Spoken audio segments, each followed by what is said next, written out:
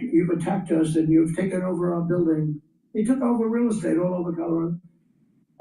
You did, right? Give me your hand. Put the hand down. Boom. Cuts off his fingers. And they want it back. And how about the mix-up with the MS-13, where it wasn't a Trinidad, it was an MS-13 killer. And they said, oh, they got it mixed up. Let's get them back into our country. No, we need people that are gonna love our country.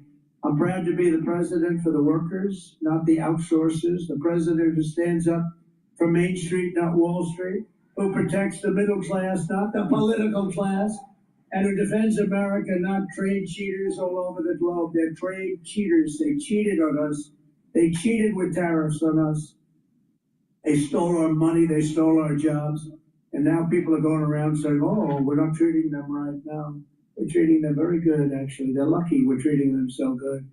And, you know, when I have tariffs and I say, well, we're going to charge what they did.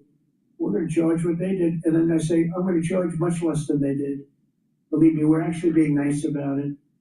But we're doing very well, better than we've ever done before.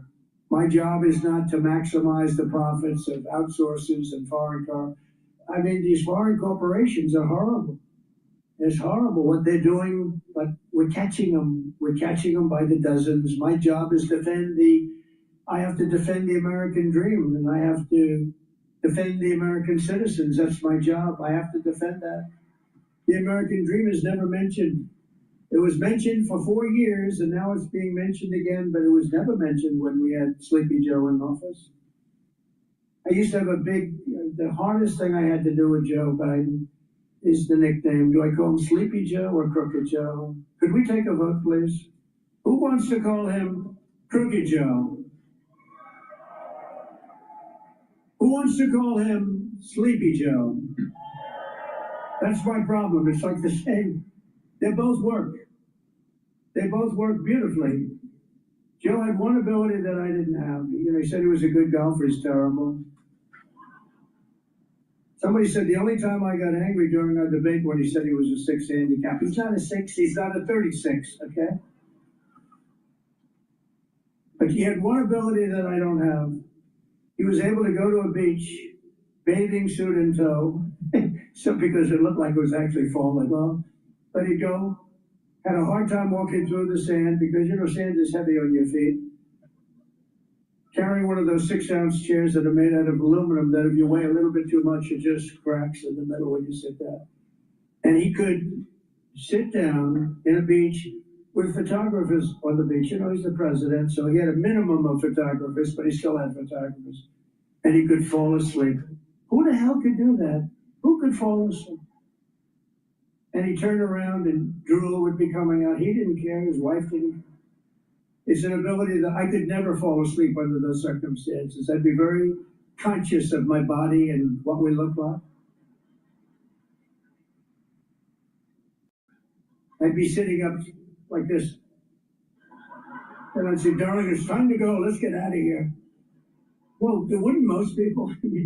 This guy could go to the beach and he was out in seconds. Guys are shooting him. He'd be in the papers the next day, eyes closed, mouth open. The United States has been getting ripped off for 50 years, and we're simply not going to take it anymore, and that's what's happening right now. In 1950, the United States dominated global auto production, producing more than 75% of all of the cars on Earth. Think of that, 75% and even higher before that. Today we produce 11%, while China produces 3 times more than we do. Let me tell you something. With the tariffs that we're doing, as you know, we have tariffs on automobiles, aluminum, steel.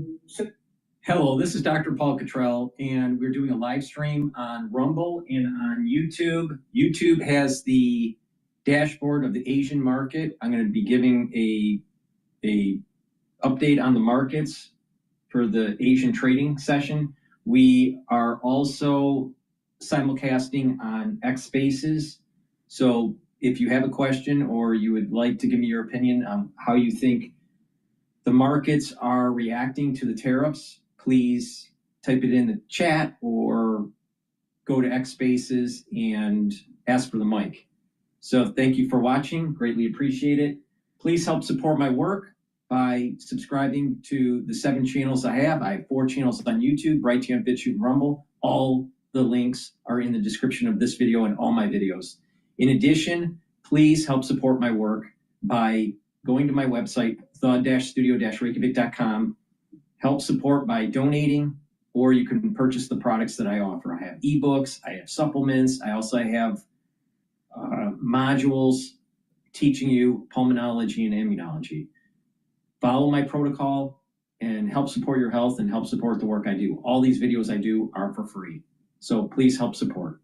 With that, let me plug one product before we go back to Trump and then cover the Asian trading session. Please go to my store, the-studio-reykjavik.com, and get the charcoal tea tree and the lemongrass structural nanosilver soaps. You can also get peppermint structural nanosilver soap and lavender. Get a few bars for your household, help support my work, help support your health. Use discount 5, all caps, number 5, and you get $5 off. Please go to my store, the-studio-reykjavik.com. If you spend $150 or more, you do get a free gift until supplies last. The globalists will go after you.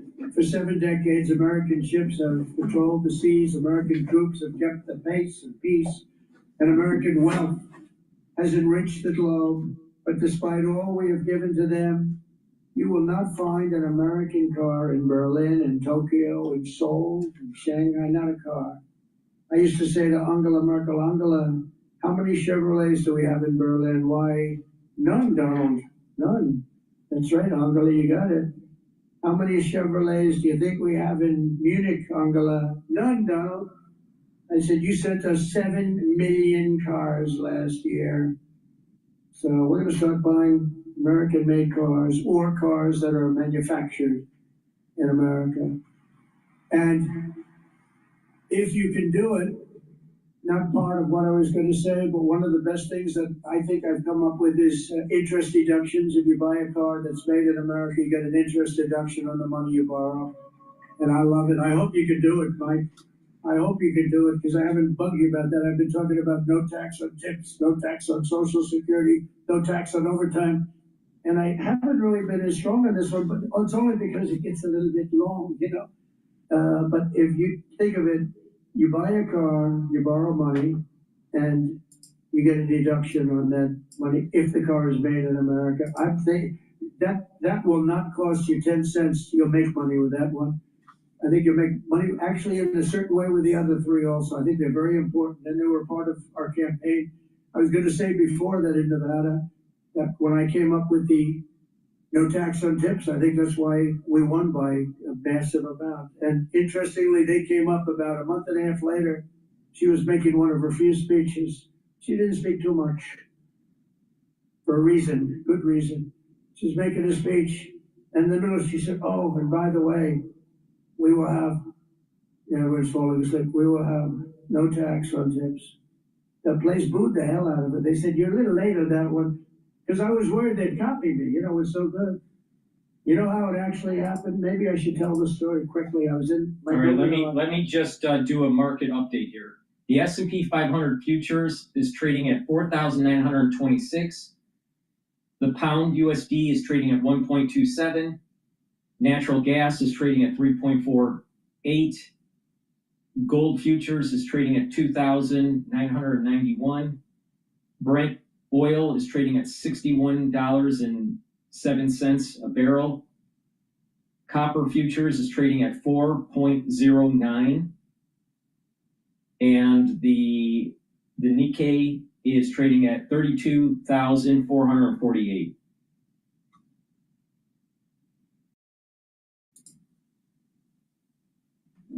This was my consultant, a waitress from my hotel. Most people go out and spend millions of dollars to come up with an idea. I said, she just said, no tax on tips. That's the coolest thing I've ever heard. So I went outside. There were a lot of, we finished our wonderful meal, steak, went outside, and there were a lot of cameras, as there always are, unfortunately. I said, ladies and gentlemen, we have a new policy. all over the country, but specifically in Nevada, there will be no tax on tips, right? And the cameras went wild, click, click, click, click, click. And we won the state by a lot, so I don't know. So I have to find that waitress and thank her. She was my consultant, except I didn't pay her $2 million like the other consultants that we all get screwed by. Even worse than the tariffs other countries impose are the non-monetary barriers. That's a non-monetary, these are not financial, these are other things, what they do so that you can't get your product in that country. And China, as you know, is one of the big offenders. And it's not all China. Look, I get along with President Xi, I have over the years, but you know, you just, when COVID came, that was the end. That was it. That was called the bridge too far. But I've always had a good relationship with a very smart guy, loves his country. I love our country. So, you know, we love our country. He loves his. I tell that to other leaders. You got to fight for your country. It's you're not going to fight for us. But we can't fight for you. We're fighting for other countries. We're trying to make them great without making us great. But those days are over. They steal our intellectual property. They rob our trade secrets. They manipulate their currency to levels that have never been seen before. Today it was announced that China is reducing its currency. Did you see that? Big. In other words, they're going to make up for it. They got every trick in the book. I'll tell you, they are great. You got to hand it to them. They're manipulating their currency today as an offset against the tariffs. Not supposed to do that. The game isn't supposed to be played that way. It makes it very hard for us. But in the end, it's not good because they have to buy oil. See, we don't need oil. We don't need oil and gas. We have more than any other country. They have to buy it. That's where it hurts them when they do that. It costs them twice as much. And they ship their products through every one of our trading partners, running up our deficits with these countries. They sell a lot. You know, when you put a tariff on them, they sell it like with steel. They were dumping tremendous amounts of steel into our country during my term. I saved every steel mill. We only have steel mills because of what I did. I put a high tariff on them, 25 and then 50%, and it stopped. They were dumping so much steel, we would have lost every single steel mill. The people that like me best are the people in the steel business, but I think the auto business is going to be right there. I think chips are going to be there. I think pharmaceuticals are going to be there. Because, you know, we don't make our own pharmaceuticals, drugs, and other things to get better. They're made in other countries.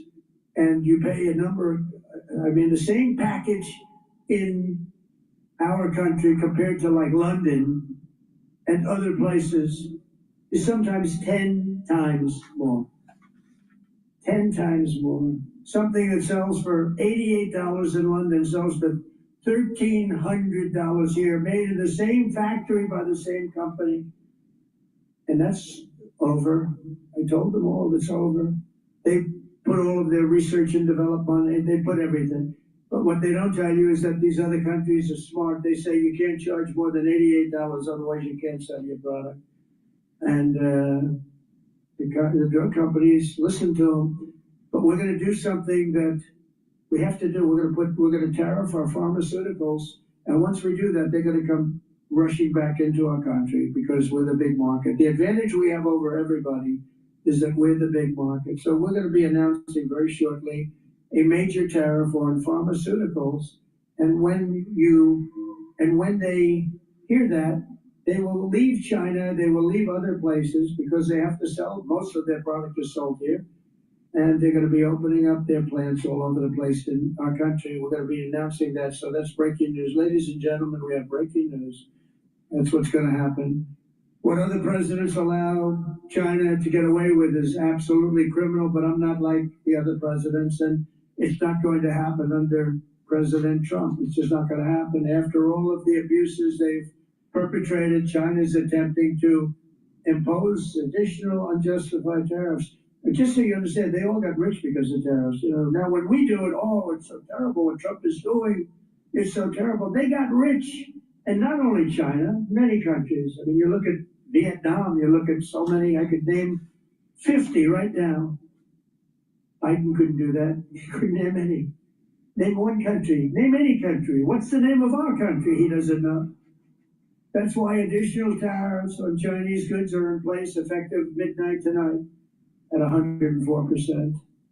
Until they make a deal with us, that's what it's going to be. I think they'll make a deal at some point. China will, they want to make a deal. They really do. They want to make a deal. They just don't know how to get it started because they're proud people. China will now pay a big number to our treasury. This is all taxes. And don't let them keep telling you that this is a tax on our people. I hate that. You know, they say it's a tax. No, often much of it is paid. And hey, look what happened during my first term. We had no inflation, and yet I took in hundreds of billions of dollars in tariffs and taxes from China. No other president got 10 cents in tariffs or taxes from China. I got hundreds of billions of dollars, and I still got along with them because they understood what they were doing was wrong. They understood it. It's when you explain it, they say, I've had numerous leaders tell me, "You're right, sir. I was waiting for you to bring this up," because some of the trade deals that were made by predecessors as president were so bad you almost wonder who did these deals. They were either crooked or stupid. They could be nothing else. They were either stupid or crooked. It's terrible, but it's all being changed. I changed a lot of it in the first 4 years, but it's all being changed. You know, the first 4 years, we were the most successful country in history in terms of economics. We had 88% increase in the stock markets. We had an 88% increase. There's never been any president that had an 88% increase. We had 88%. And a lot of happy people. And I think we're going to do much better than that this time, because this time I'm doing what I want to do with respect to the tariffs. I think we're going to do much better. And just remember the numbers. When you get up to 2 billion a day, 2 billion a day, they say, "Sir, can't be that, can it?" I said, "Yeah, it can." It's the biggest transaction ever made. This is bigger than any deal. You guys, some of you work for companies. Your companies are peanuts. I don't care how big they are.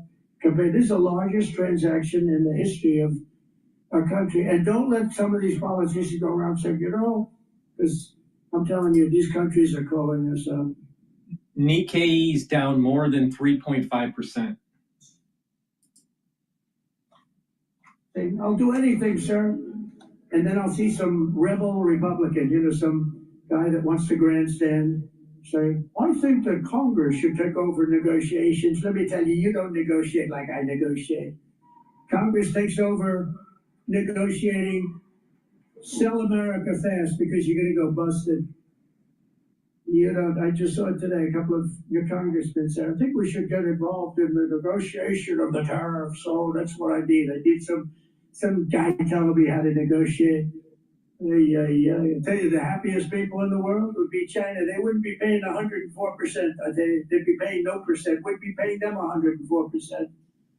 That's the beauty. Is these guys, we gotta be careful. And even the concept of it hurts your negotiation. When they see a little story like that, the other side, you know, it hurts your negotiation. And please go to my store, the-studio-reykjavik.com, and get the very high quality deodorants that I have.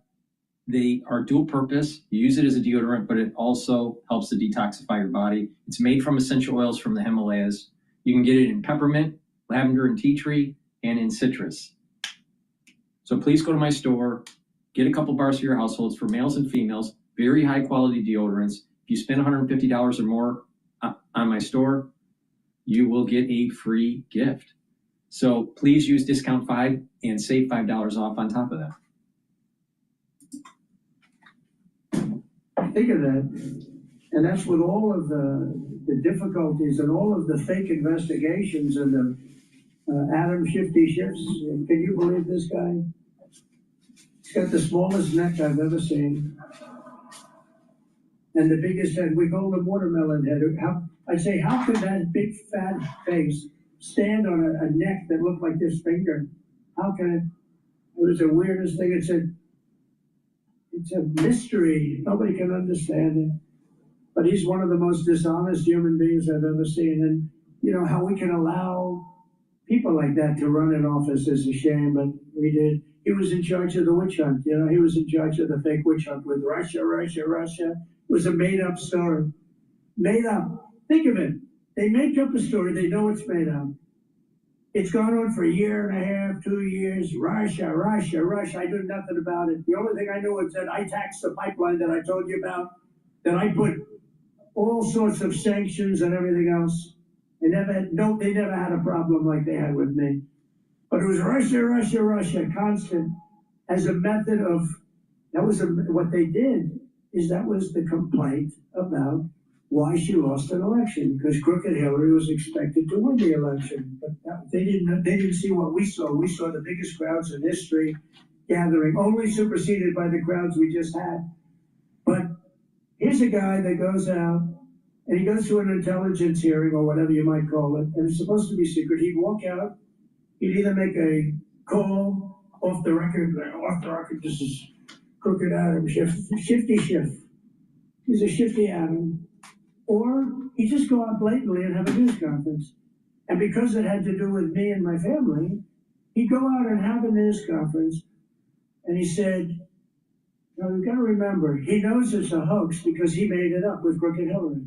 So he knows it's a hoax because we're dealing with human beings on the other side. He'd say, Donald Trump Jr., the son of the President of the United States, will spend many years in prison because of what he's done with Russia.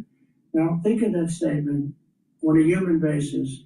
I have a young son, who was being told that he's going for prison on something he doesn't even know what they're talking about. He said, Dad, I don't know what's going on. They keep talking about I'm involved with Russia. I don't know anything about Russia, I swear to you, Dad. And yet, Adam Schiff goes out and makes a statement about a hoax that he made up, that he knows is false. How bad a human being do you have to be? They put my son and my family through that kind of trauma. These are bad people. These are sick degenerates. And I used to be much nicer to them. I gave them the benefit of the doubt, but I've just seen too much. They make up a story about Russia. It's a hoax. And eventually, now they won't admit it was a hoax. On to the next one. That's Russia. But they know it's a hoax. And they say about a young man that he's going to spend the rest of his life in prison because of what he's done with Russia. He knows it's a hoax. How bad do you have to be to have that happen to your son? And, there's a bad effect on a family, a bad effect. You okay, Don? I am, dear, but I don't understand. They keep tying me to Russia. I don't know anything about Russia. He didn't know a damn thing about Russia. It's a disgraceful situation. That's why we got to kick their asses in the midterm. So we got to kick their asses again in 4 years. If we slash taxes on American workers and producers, our economy will soar, jobs will surge, manufacturing will boom, and our country will prosper like never, ever before. We got to get this big, beautiful deal done. We got to get it done. And get it done now. Don't wait 2 weeks. Don't wait 2 weeks. See, bad things happen. Crazy things happen in politics. Just get the damn thing done and stop showboating. A couple of people want to, sir, I got to get a little bit more. You know what you're going to get? You end up getting nothing. You end up getting a Democrat bill or worse. In the past 11 weeks, we've already created 350,000 jobs. It's unprecedented, including 10,000 manufacturing jobs. We haven't even started yet. Gas prices, when I came in, they said he campaigned on prices coming down and prices going up. They're not going up, they're going down. Gas prices are way down. In fact, they had something $2.50 a gallon. I saw on television a little while ago in between watching my great friends on C-SPAN. I saw that the prices are down to U.S. oil futures are below $60 a barrel. So, prices are going down. But the Democrats will just try to demonize everything and break our democracy. Please go to my store, the-studio-reykjavik.com. Get the lozenges and the drops. Mitigate that irritation during the allergy season or even the cold season. You can get it in Manuka honey, elderberry zinc, for the lozenges. You get 21 in each bag, or get the drops. You get 100 in each bag, and you can get it in cherry flavor, honey and lemon, and blueberry.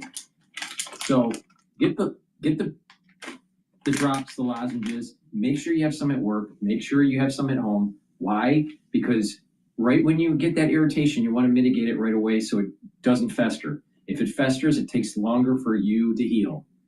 Something that's benign, something that's mild, can take 2 to 3 weeks to fully heal those tissues that have been affected. So please go to my store, the-studio-reykjavik.com. Get the lozenges and the drops. Get a few bags for your household. If you spend $150 or more on my store, you will get a free gift. Make sure you use discount 5 so you can get $5 off. So biggest chip company in the world, they're spending $200 billion in Arizona, building one of the biggest plants in the world. And that's without money. All I gotta say, if you don't build your plant here, you're gonna pay a big tax, 25, maybe 50, maybe 75, maybe 100%. NVIDIA is investing hundreds of billions of dollars. Johnson & Johnson is investing $55 billion. Eli Lilly is investing $27 billion. The Mac is investing $20 billion.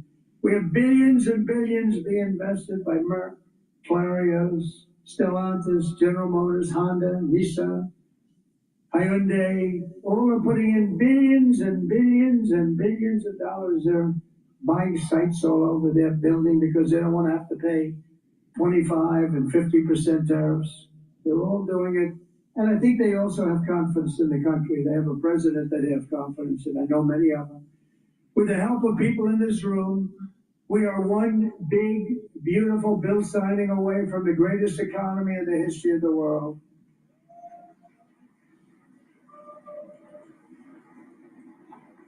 And it's an overhang. You know, this bill's an overhang because if it doesn't get signed, we will have imposed the biggest tax on the people of this country in our country's history by 40%.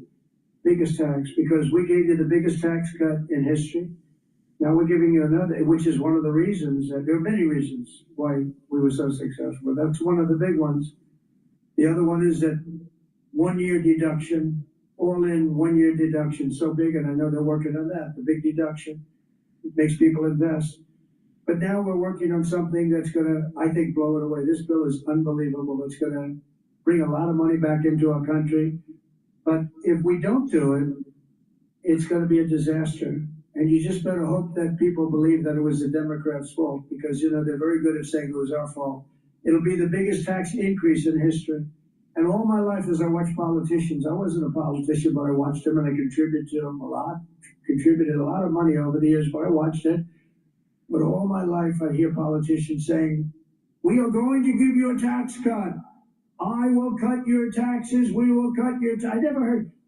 They're the only party that says, we are going to increase your taxes. Vote for me. Who the hell ever heard this?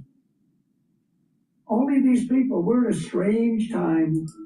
These lunatics go out and they tell us. S&P futures still down 1.9%. But I've never heard that said. Oh, I've watched politics all my life.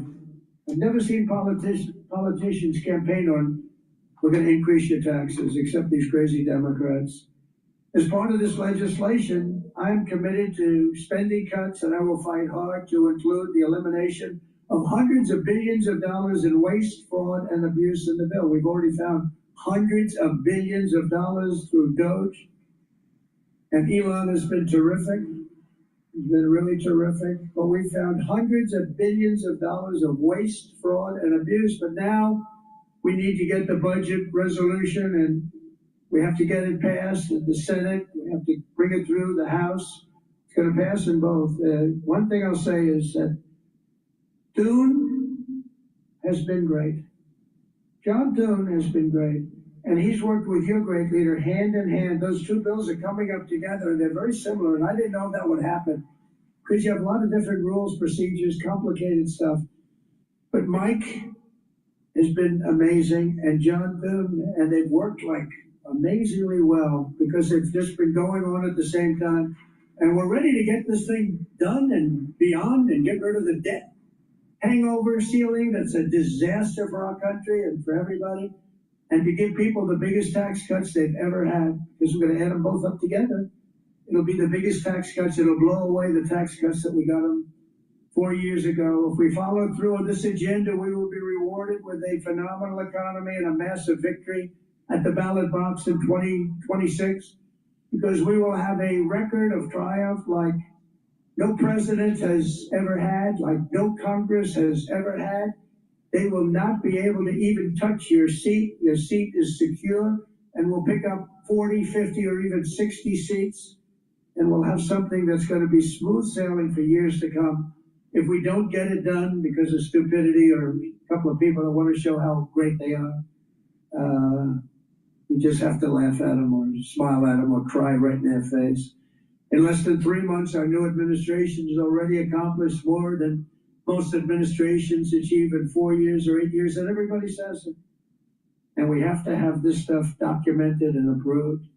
In a matter of weeks, we've achieved the lowest level of illegal border crossings in American history. In history, they have a plaza in front in Tijuana, Mexico. I wouldn't advise going there on a trip, but nevertheless, they have a plaza, a big plaza, held hundreds of thousands of people.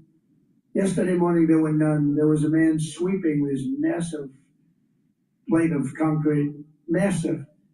And he was sweeping the concrete, and there was nobody there.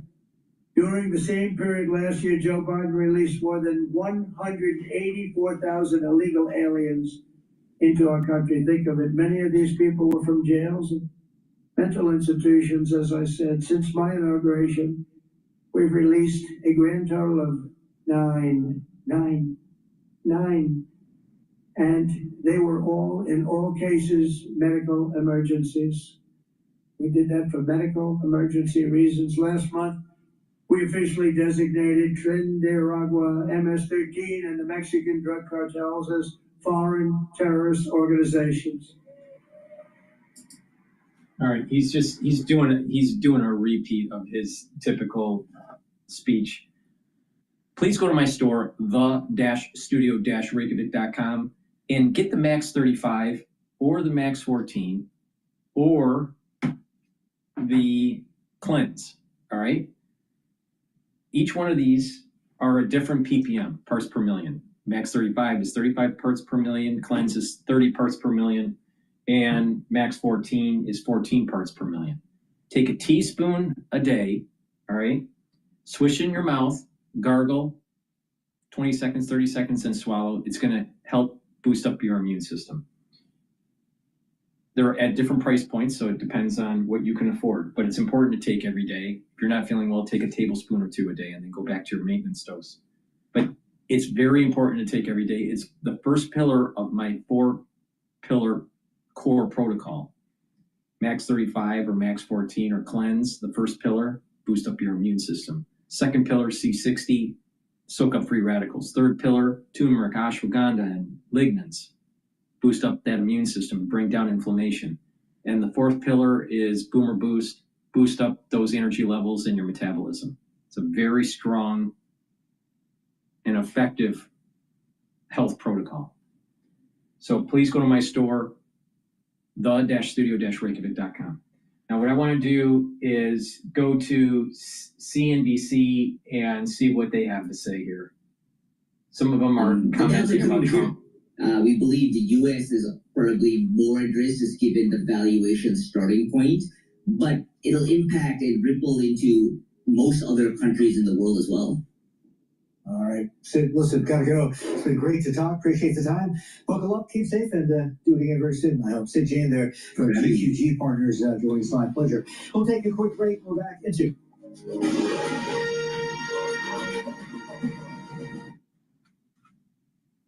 All right, so they're on break here. Let me pivot over to Fox News.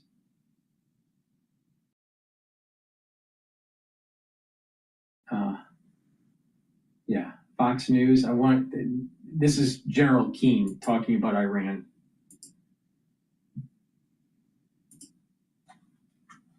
Having direct talks with Iran, and they've started. It'll go on Saturday. We have a very big meeting, and we'll see what can happen. And I think everybody agrees that doing a deal would be preferable to doing the obvious. And the obvious is not something that I want to be involved with, or frankly, that Israel wants to be involved with if they can avoid it. President Trump yesterday with Benjamin Netanyahu and reporters talking about the high-level talks now expected with Iran. Of course, the president told me last month he had sent a letter to the Ayatollah Khomeini. The country's foreign minister confirmed the negotiations on X, saying that they will happen on Saturday in Oman. Reuters is reporting Iranian-backed militias in Iraq are prepared to disarm to avoid escalating a conflict with the Trump administration. Joining me now is Fox News senior strategic analyst. He is chairman of the Institute for the Study of War, General Jack Keane. General, it was a pleasure. Thanks so much for being here. What's your reaction and your expectations ahead of these talks on Saturday? Well, first of all, thanks to Gone, our sales teams are closing more deals than ever. To celebrate, we gave everyone sales gongs. Well, first of all, obviously Iran made a major concession here. They wanted to do indirect talks to a third party, and certainly they welcome that because that gives them the opportunity to stall and delay and at the same time continue to develop their nuclear program. So the direct talks taking place, I think we'll get to an obvious answer in terms of Iran's seriousness here much quicker, and that's what the Trump administration favors. I think we all have to take a dose of skepticism here about Iran's sincerity in dismantling voluntarily their program. They want a nuclear program to preserve their regime. That's the reality of what they're facing, and I think they'll do everything they can to delay this and also at the same time to continue development of their program. What has to be in the deal is voluntarily dismantling all of the nuclear material, the deep buried sites themselves, and the missiles to deliver them. And we have to do it by a date certain, and also anywhere, anytime inspections by independent inspectors. This is something the Iranians, Maria, have always denied UN inspectors, etc., from doing. And unless that is available, then I don't see how we could possibly have a deal. Why? Because the history of Iran is they will lie and cheat. And we have to have verification here that this program is being dismantled. Well, I mean, it feels like this is finally coming to a head as the president continues to repeat the Iranians cannot have a nuclear weapon. Would you expect, if in fact this does not play out that way, that the Israelis would move to destroy any buildup of nuclear weapons?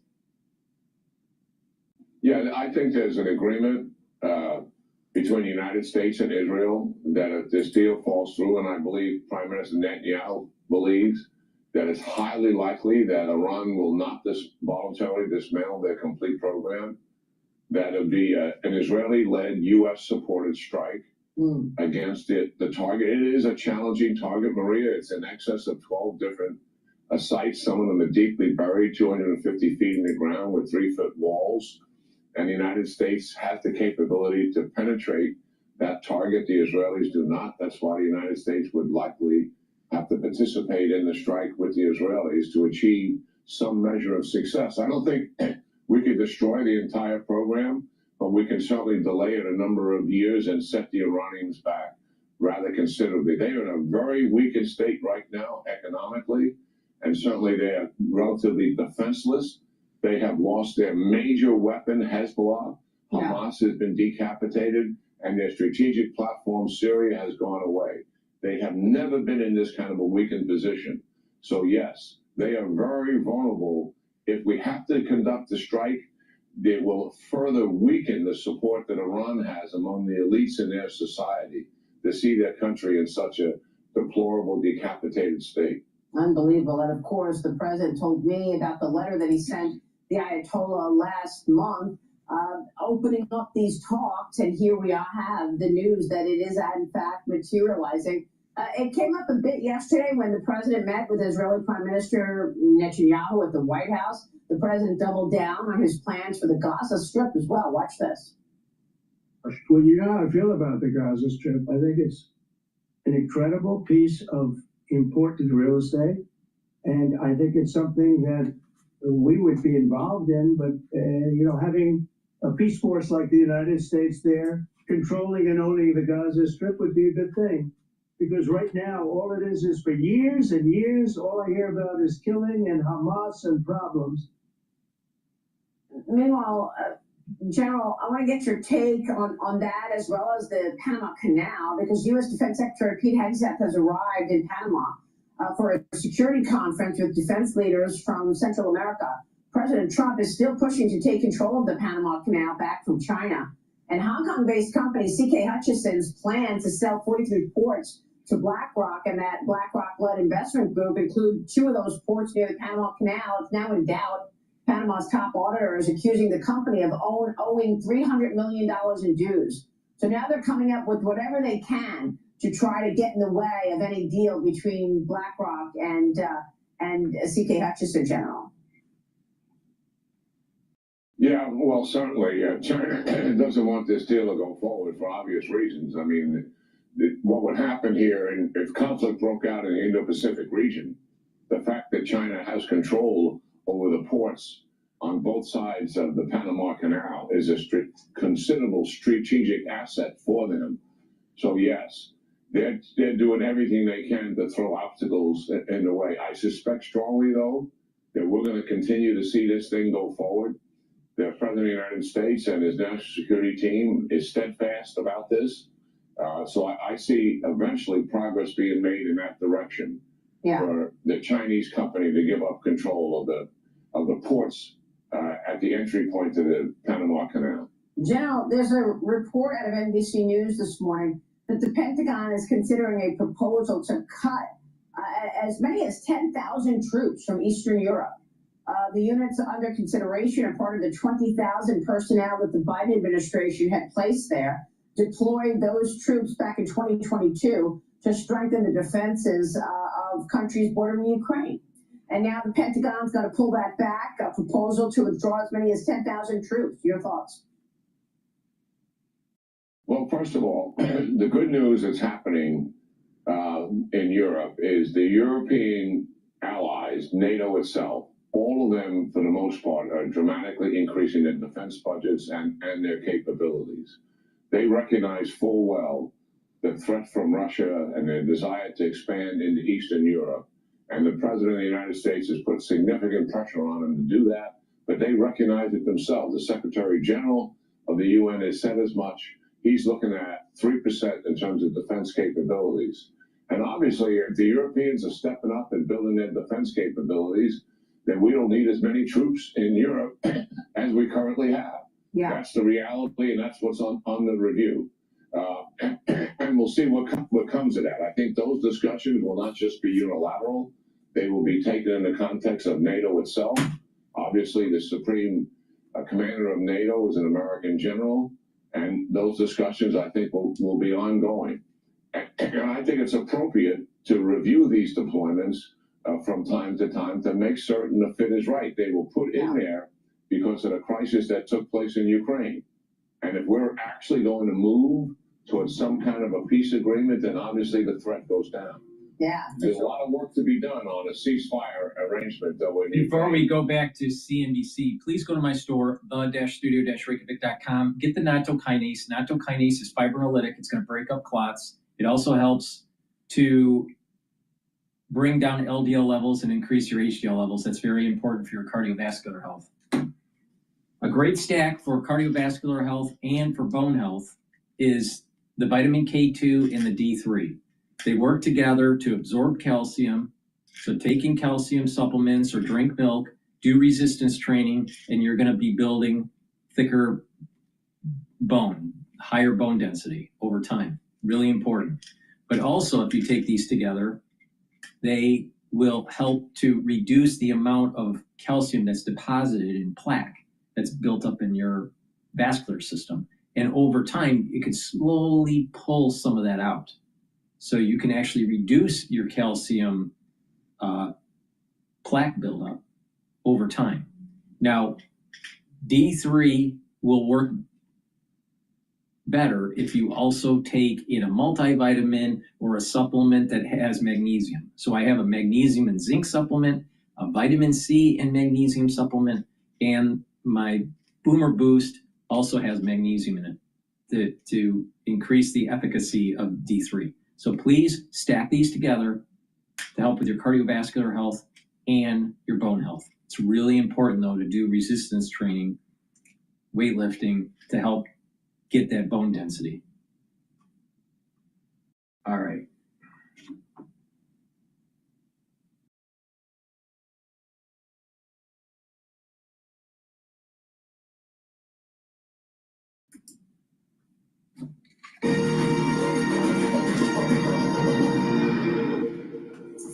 Welcome back. It's a midweek Wednesday here on Squawk 8 as the clock ticks down to midnight. Remember, a second past that is when reciprocal tariffs kick in the United States because it is going to be April the 9th there. Countries are still scrambling to negotiate with Washington. Vietnam is one of them.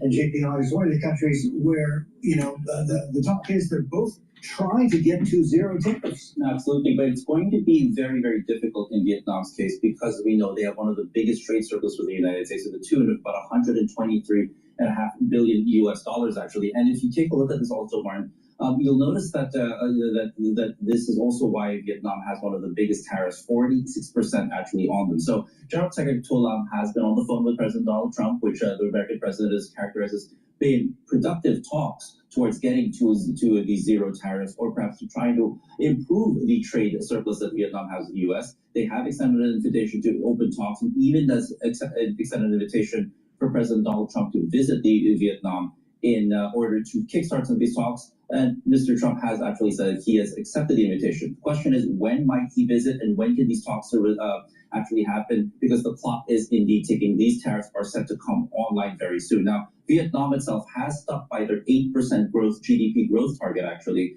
But again, if these tariffs do come in, it'll make it much more difficult for them to actually hit that, and could actually even imperil one of Southeast Asia's fastest growing economies, actually. So the give and take, right? Who's likely to give what? I think one area actually that was very interesting to note was Vietnam has now signaled that they are now open to buying more defense products from the United States. Now, if you recall, back in the 60s, they had this little tussle actually that resulted in a protracted war that really marked or shaped both countries and the history of both countries. Now, Vietnam seems to be looking at the United States and actually is now open to buying more arms, perhaps defense products, security products from them, especially since an arms embargo was lifted on Vietnam, or the sale of arms, an embargo on the sale of arms to Vietnam was lifted back in 2016. Now, what's interesting also is that when you look at the source of arms to Vietnam, there are three major exporters of arms to Vietnam. That happens to be Russia, Ukraine, and Israel. Guess what these three countries have in common? They are all embroiled in conflicts at the moment. And we've also seen that based on recent data, the exports of Russian arms to Vietnam have actually trickled to about zero over the last 2 years. So there is a severe need actually for Vietnam to upgrade their military and perhaps also increase their sources actually, which means the United States can step in. But given the history of these two countries, especially that they did engage in that bloody war about 60 years ago, it's a very interesting turn of events. Actually, it creates new opportunities for them. But again, will that fill 123 billion? Well, yeah, I mean, there's been a generational change since the Vietnam War, right? But make an interesting point, right? The arms being supplied by all three of those countries, Russia, Ukraine, as well as Israel, are battle-proven, right? And they're probably cost-effective as well, would be a polite way to put it.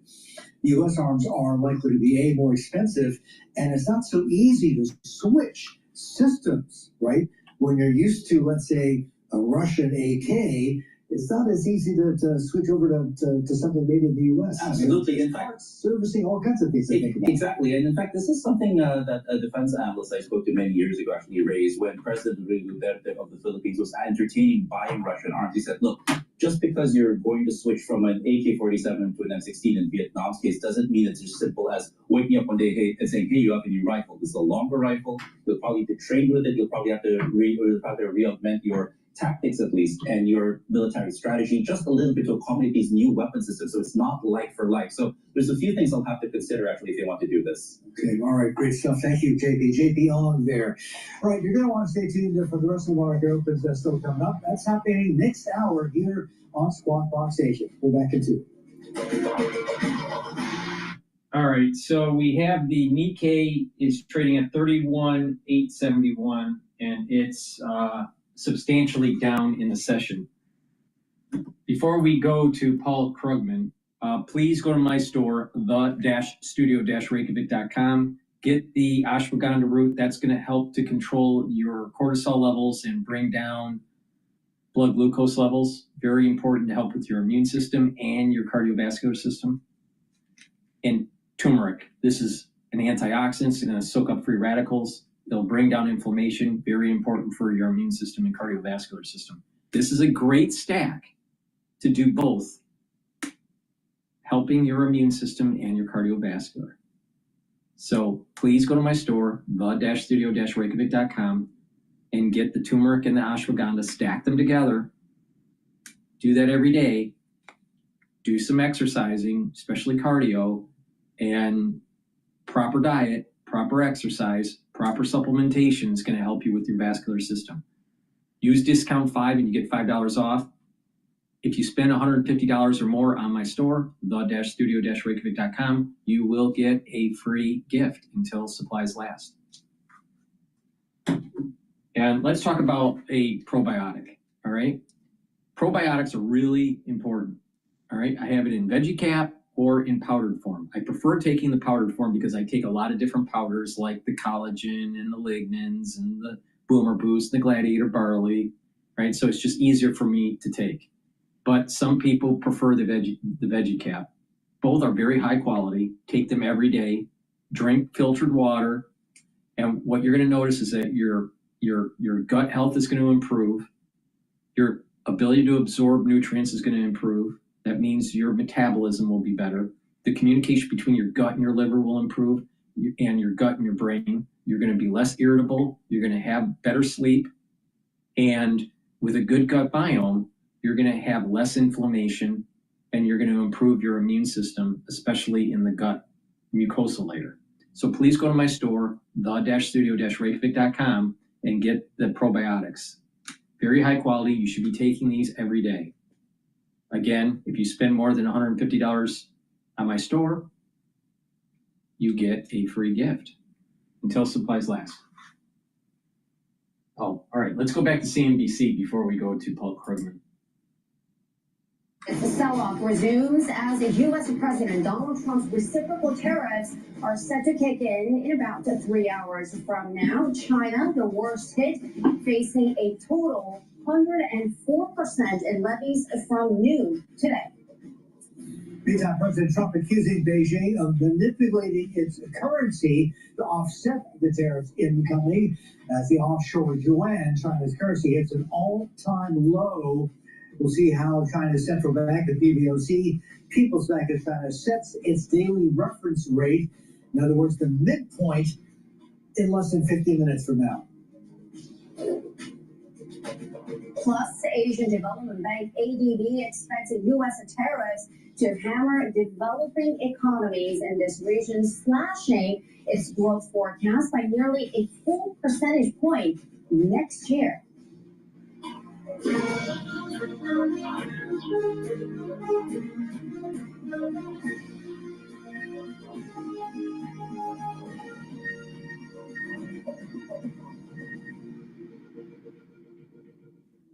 Let's get ready to markets, and the small secondary markets in Southeast Asia are getting off to a rolling start as they always do. Out of the gate, they're not looking good. The Singapore market, usually a safe haven, is down close to about 1 3/4%. You've got Malaysia off 0.6. Taiwan continues to lose ground. It has not had a winning day yet. It is down another 1 1/4% or thereabouts. So switch over to the big markets and give you a look at how they are shaping up. Let's get to about a little more than an hour into this week Wednesday trade. You've got Korea down about 2/3 of 1%. The Tokyo market, Japan in other words, is down close to 3%. That is roundabout session lows right now. Sure. And of course, so with China not budging at this point, but a team of the senior Japanese officials are set to kick off their talks with the Trump administration in D.C. CNBC's Kaori Joji is following the negotiations from Tokyo. And Kaori, we've got Japan sounding very cautious and careful with everything, with Japan being one of the largest foreign holder of U.S. Treasuries. They're saying we're not going to touch that. We're not selling U.S. Treasuries to influence these talks. We're not going to touch the FX reserves because it could actually look like a currency manipulation. Kaori. Thanks a lot, Cherry. Well, I think you're referring to comments by the economics minister, the finance minister in Parliament, who's getting grilled on what's going to happen during these negotiations. And it's no secret that U.S.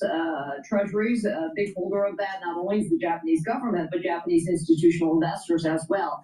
I think it would be suicide politically to say anything nearly remotely close to saying that they're going to unload some of those U.S. Treasuries. So I think there's that political angle to be aware of.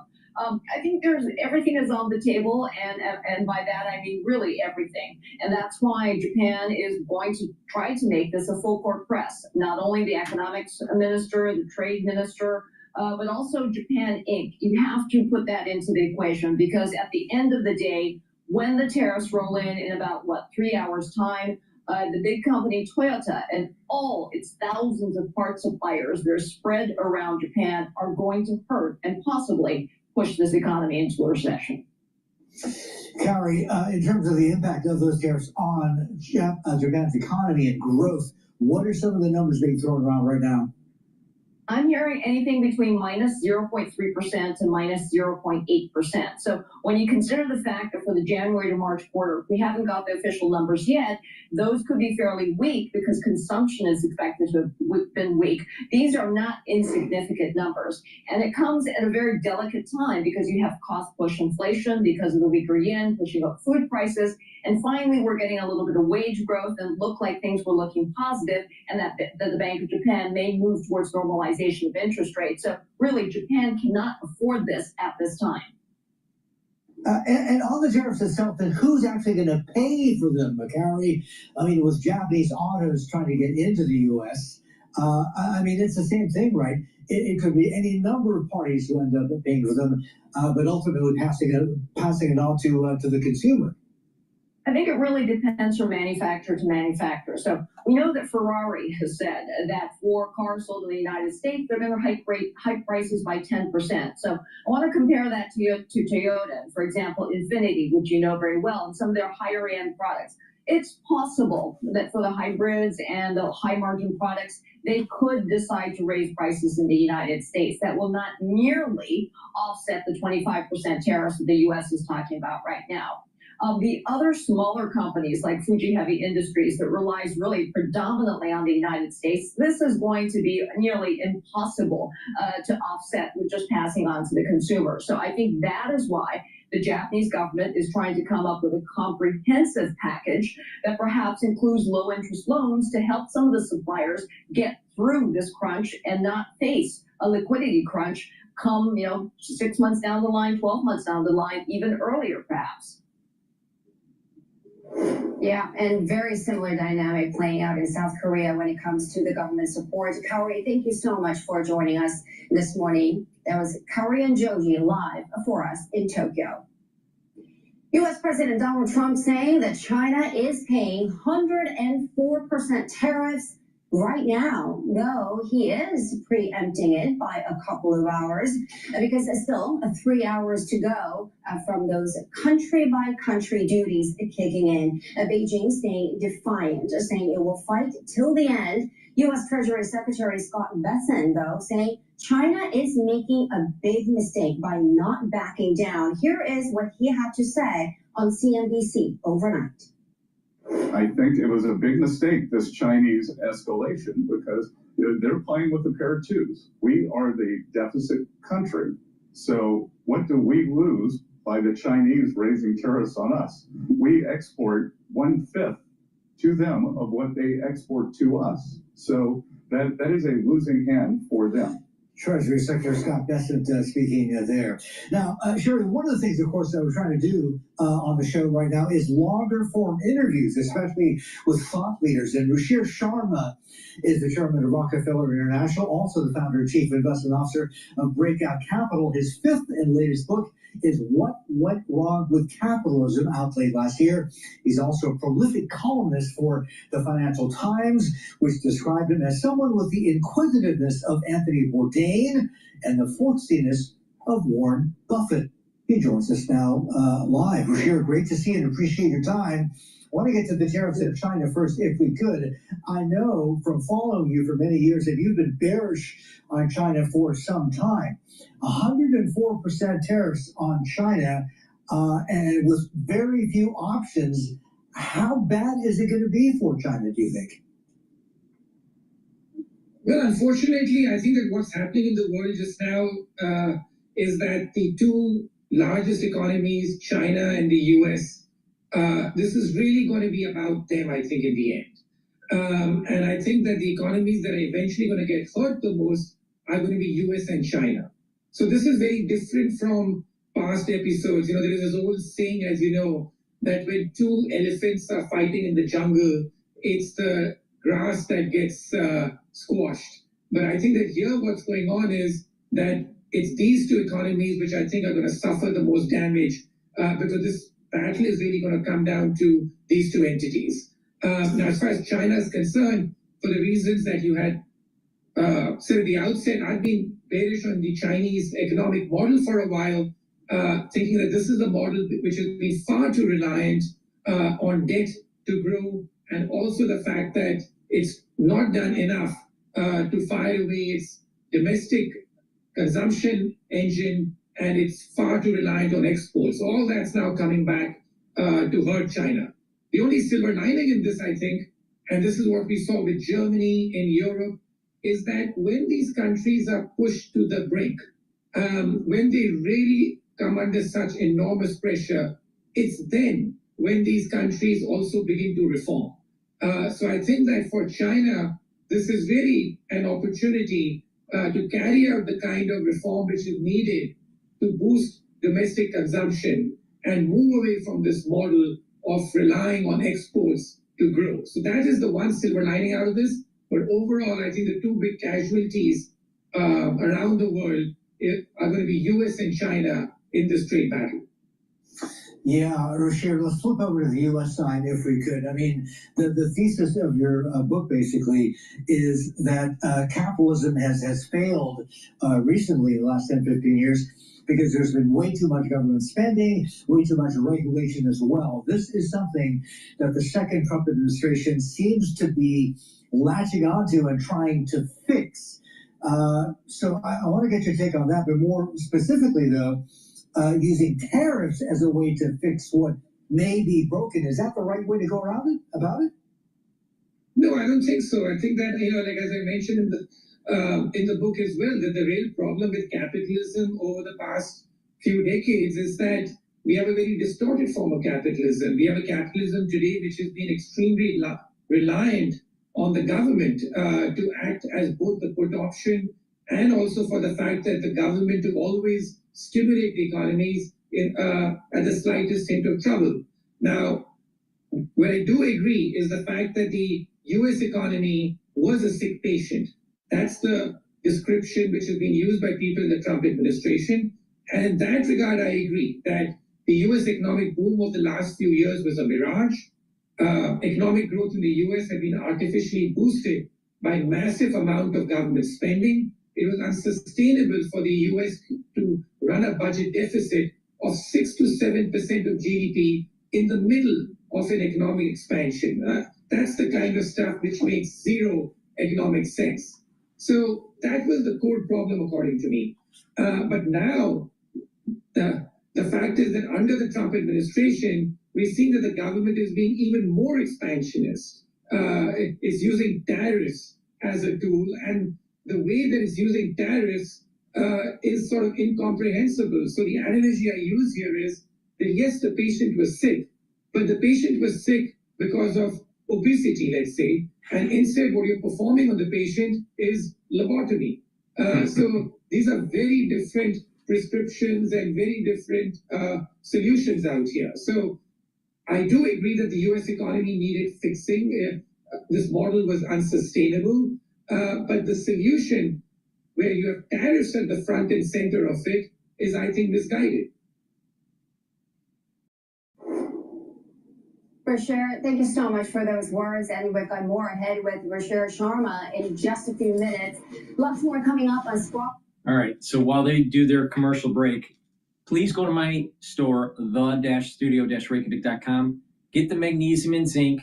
This is a great way to boost up your immune system and help with your brain health. Magnesium has been found to help with brain function. Vitamin C, boost up that immune system. Also, it has magnesium, great way to help with your brain health and your immune system. Vitamin C also helps with skin. You can take them together to really have that max benefit for your immune system and brain health. Again, magnesium is important to take to help with the efficacy of D3. So this is a great way to build a stack with D3 and boost up your immune system. So please go to my store, the-studio-reykjavik.com, get the vitamin C and magnesium and the magnesium and zinc. Take it with D3 too. If you spend $150 or more on my store, you will get a free gift until supplies last. Use discount 5 and get $5 off on top of that. Now, I also have structural nanosilver gel in the quick dispenser or in the tube form. This is a dual purpose product, all right? If you're not feeling well or someone around you at work or at home is not feeling well, put it on your hands, around your mouth, around your eyes, around your nose, around your ears, lightly coat your nostrils. It stays active for 5.5 hours. You can use it as a skincare, daily skincare. You can put it on a wound, a cut, an abrasion, a minor burn. It'll help to heal it. And you can use it as an aftershave. So please go to my store, the-studio-reykjavik.com. Use this dual purpose product. Make sure you have some at work and at home. You never know when you need it. So please go to my store, the-studio-reykjavik.com. Use discount 5 and you get $5 off.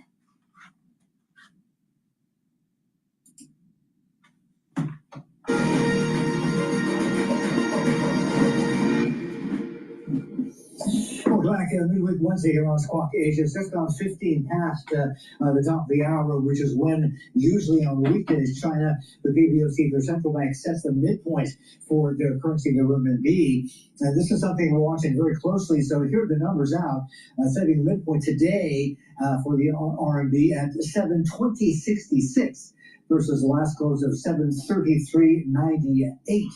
So this is kind of interesting. So this is actually steadier. And this is because over the last 2-3 sessions or so, they've been setting their midpoint incrementally lower. So baby steps to try and cushion, I guess, the impact of the tariffs, which, again, are less than 3 hours away from dropping a second after midnight Eastern time or 12 noon Hong Kong Singapore time is when those reciprocal tariffs kick in and when China gets slapped with a total of 104% tariff. So in terms of reaction, we know that China is digging in its heels and saying it will fight to the end. Other countries, though, are negotiating. And one of the things that's also happened is it's put the Federal Reserve in a bit of a tough position. Should the U.S. Central Bank cut rates to prop up growth, hit by tariffs, likely to get hit by tariffs, or keep policy steady in case inflation spikes? Well, India's central bank is caught up in the bind, same bind as well. The RBI, Reserve Bank of India, meets and decides on rates later today. As U.S. tariffs kick in, Indian bond yields are priced in a 25 basis point cut, but some analysts say there is a chance of an even deeper cut, maybe 50, or at the very least, saying that they are going accommodative in terms of policy as opposed to neutral. CNBC's TV 18's Ritu Singh has a preview of that decision, which happens 12:30 p.m. Hong Kong Singapore time. Take a look. Amid the tariff tantrums, the focus now shifts to the central bank's next move, and respondents to our CNBC TV 18 poll of top bankers, economists, and bond leaders expect the RBI's Monetary Policy Committee to acknowledge these global risks, but remain firmly focused on domestic dynamics. Now, most expect RBI to front-load its rate cuts in April and June as tariffs threaten to hurt economies globally. Now, all of the respondents to the CNBC TV18 poll expect the MPC to deliver a 25 basis point rate cut in this policy, with inflation cooling, growth slowing, the dollar weakening, US yields dipping, and crude prices falling. The RBI does have room to act, so the call on the rate cut is unanimous, but the question is, what else? Now, here's where opinions start to differ. Half the respondents expect a shift to an accommodative stance, signaling a more dovish RBI, but 40% think the MPC will stick with a neutral stance, keeping options open amid what is a very uncertain environment. The terminal repo rate is seen at 5.5% by the majority, and that implies a total rate cut of 75 basis points in this cycle. No major liquidity surprises are expected. Now, RBI has already been addressing tight liquidity through OMO purchases, currency swaps, higher tenor VRR auctions, and it is likely to continue doing so. Any more here is going to be seen as a positive. Now, economists expect anywhere between 30 to 60 basis point hit to our GDP because of higher tariffs, but for now, the majority expects RBI to leave the growth forecast for this fiscal unchanged, while a small section does expect a little bit of a downgrade. On inflation, which is tracking below RBI's estimates, 60% believe it is going to be left unchanged, while 40% see it being revised lower to a 4 to 4.1%. Now, the tone of the policy expectedly will be dovish in the face of emerging external risks. With inflation under control and growth headwinds building up, the RBI may just choose to lay the groundwork for further easing in the months ahead. And we are back with Rashir Sharma of Rockefeller International. Rashir, I do want to pick up on your last point that you were making before we went to the break, that you agree that U.S. economy needed some fixing, but tariffs may not be, well, at least at this level, may not have been the ideal way to get that achieved. What would be your advice for a Trump administration at this point in terms of resetting economic complacency, perhaps, and to create revenue? Or actually, if you stretch it out, what do you think is the end goal for Trump and announcing all these tariffs? Because is it about revenue generation, or is it about fixing the U.S. economy? Well, I think that it's like everyone's trying to read his mind, and I think that's going to be one of the problems, that it's not clearly articulated what the end goal is. But we know from history that he has a visceral dislike for deficits. He has a yearning for manufacturing.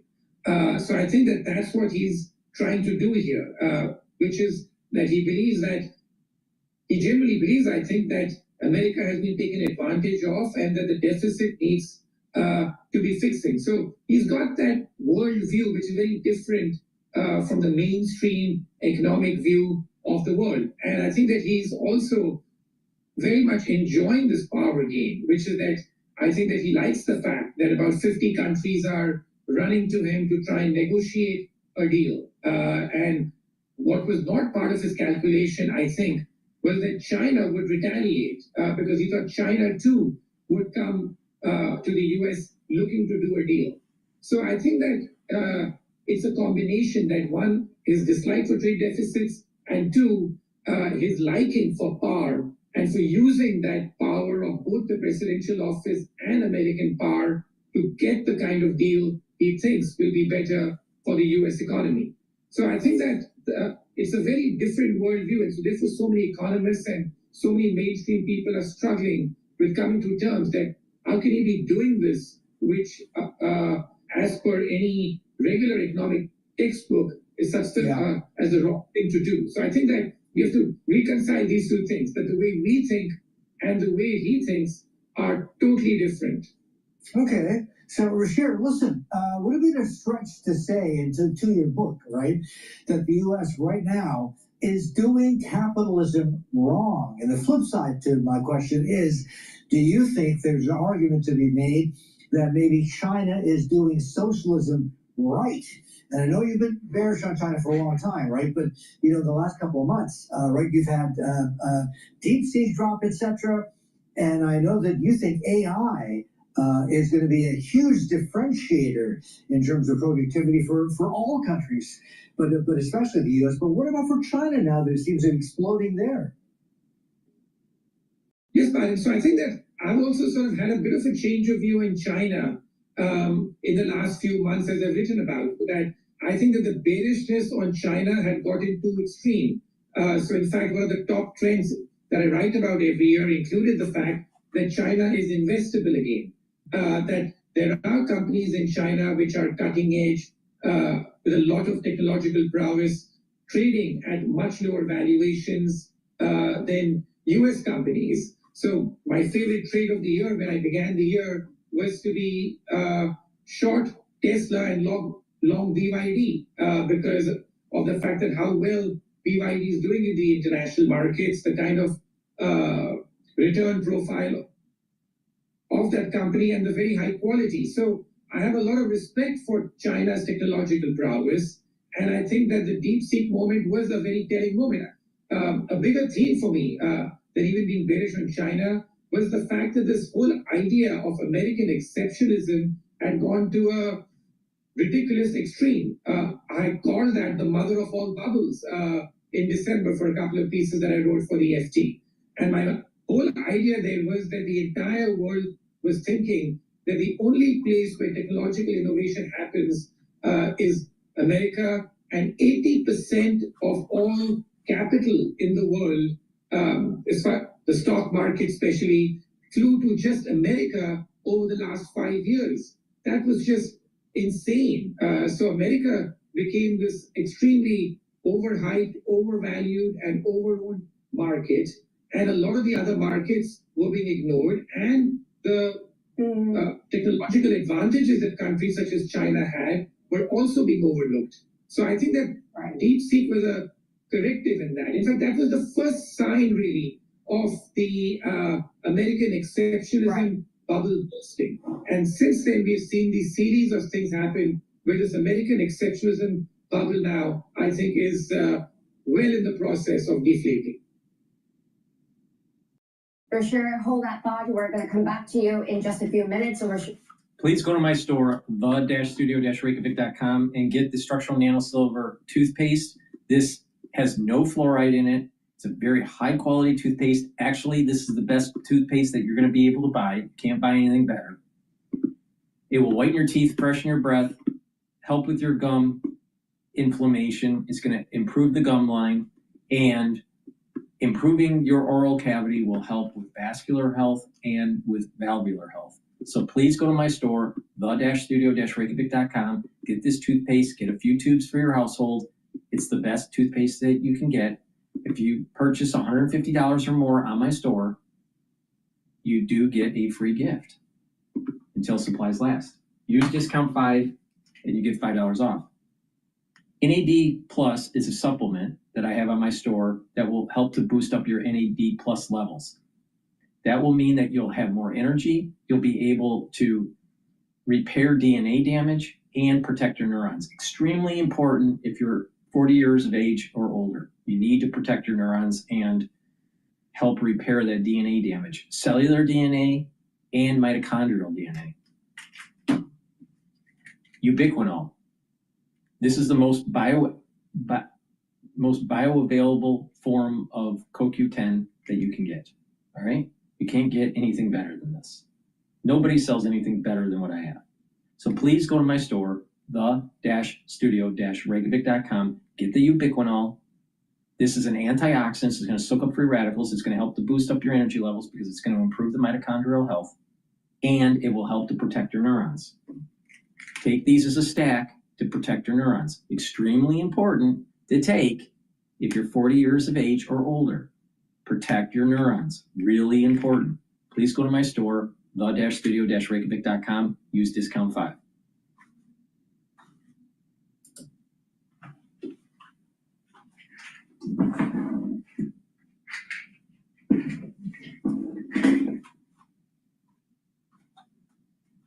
They're still on break. Because they're still on break, please go to my store, the-studio-reykjavik.com, and get the multivitamin.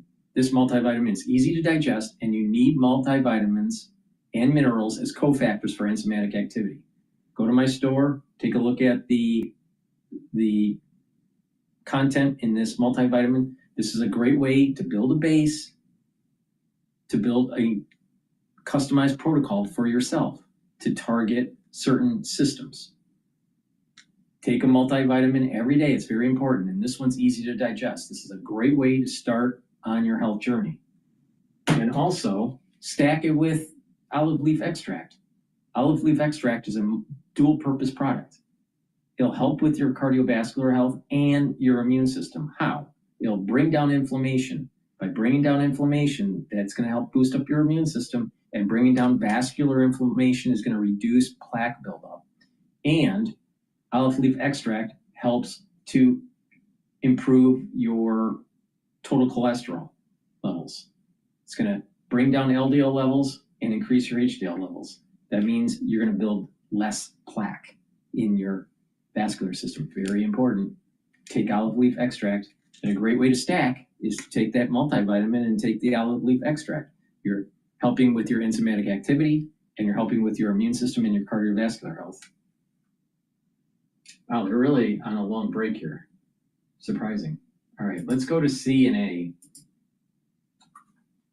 Been expected because of falling aggregate demand and concerns about growth by the U.S. Fed. And so if that's the case, I think central banks in the region do have space, I think, to lower their interest rates. Inflation has been moderating. Commodity prices are going down, and now even lower with the oil price now really dipping to $64, $65. And so central banks do have some scope to lower interest rates to help boost economic activity. All right, Albert, really appreciate your time. Albert Potley, he is chief economist at ADB, and we still have plenty more to come on Asia Fest. Do stay with us.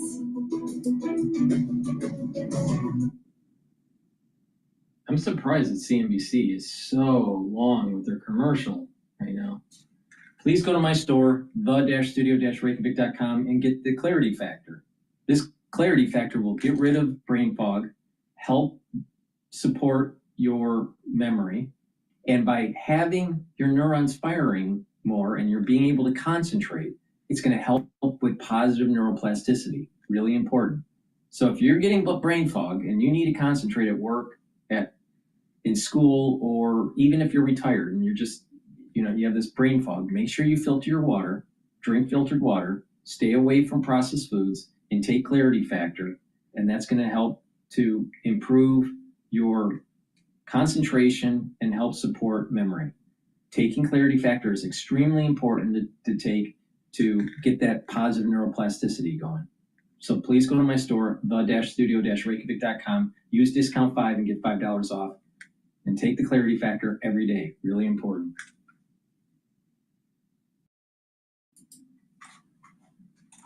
Prettier than how the markets are looking this morning. The Hang Seng Index down, I would imagine. Let's flip the board. 3.7. Don't leave me hanging. Yes, Hang Seng Index down 3.76%. And let's take a look at the heavyweights as well. We've got, of course, these are early movers, just a couple of minutes into the trade, but we've got a lot of losses. Again, in store, we've got Alibaba leading the losses on the board there, giving up 6% as we speak. And of course, this is a bit of a reflection of the price action that we saw on Wall Street overnight. People seem to be holding on to some kind of optimism that there will be tariff negotiations, and maybe President Trump will change his mind about especially that 104% tariffs on Chinese imports. But the rhetoric is there, and he says that he is forging ahead with 104%. Chinese markets also coming online, and we've got red pretty much across the board, and we've got the Shenzhen composite for one down about to 2.5%. We care about the currency board this week and this morning, and the offshore yuan CNH at a record low. And this is something that is actually President Trump is paying attention to at the moment, because President Trump did speak just a couple of hours ago saying that China is manipulating its currency in order to offset the impact of tariffs. So he's watching that definitely. And we've got the CNH at 7.3825. We'll see how the rest of the session goes. But of course, we did see the yuan. gold futures are spiking now. Gold futures are trading at $3,011.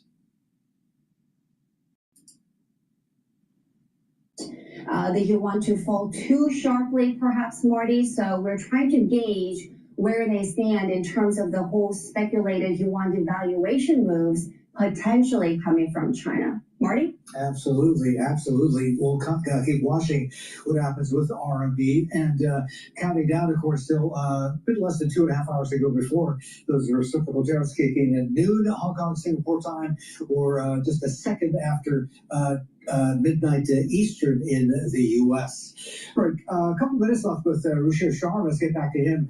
Rockefeller International still with us live. Ruchir, in terms of response to these tariffs, right? China is obviously digging in its heels and saying we'll fight to the end, right?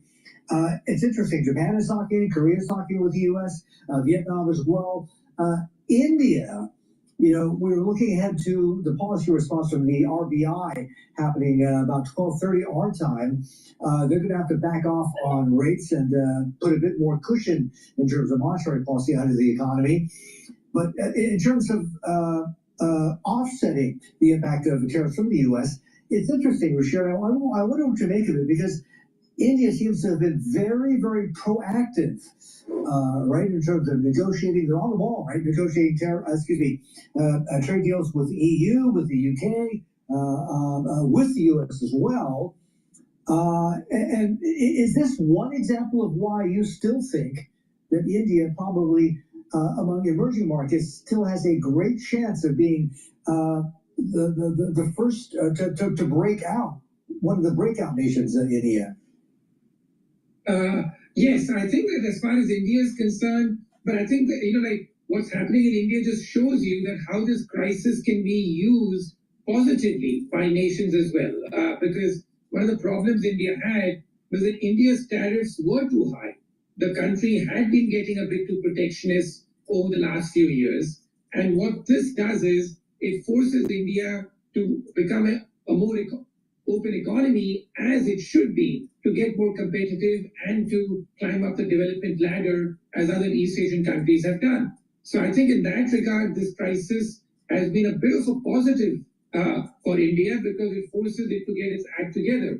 And it's a good example of what's happening around the world, where countries are, on one hand, coping with this crisis with the US, and India sort of is not being retaliatory. But on the other hand, I think that countries around the world are realizing that they got to keep trading, even if it's without the US. So one of the surprising data points that I put out earlier this year was that if you look at the 10 fastest growing trade routes in the world, Martin, 8 of those do not involve America anymore. 5 of them involve China and the new other countries that are involved out there. America's share in global trade has been declining since Trump's first term. So the rest of the world is learning to trade without America, to move on without America. And what India is doing here by cutting its own tariffs and doing some reforms on the trade front, which were overdue, is showing that in a crisis, you have to use that to reform your own economy. So the more that emerging markets do that, I think the better it's going to be for them. And that's my basic view, which is that the US and China are going to be the losers in this, and it's the rest of the world that will emerge as the relative winners. Ruchir, we heard from South Korea's acting president, Han Duck-soo, while he was talking in an interview, saying that South Korea is not going to band together with countries like China and Japan in order to, retaliate, respond together in a collective manner against the U.S. tariffs. But I wonder if this is the moment where all these countries' strategies would change for the long term. Maybe they'll wait it out, do something, give the Trump administration something that they might want, but really think about long term. And as you put it, move away from the U.S. and find new friends, again, in parts of the world, ex the United States. Is that the point you're trying to say? Exactly. So I think that you have summarized it exactly the way that I'm thinking, which is that in the short term, everyone's going to try and protect their economies to the extent they can, because America is the world's largest economy by far.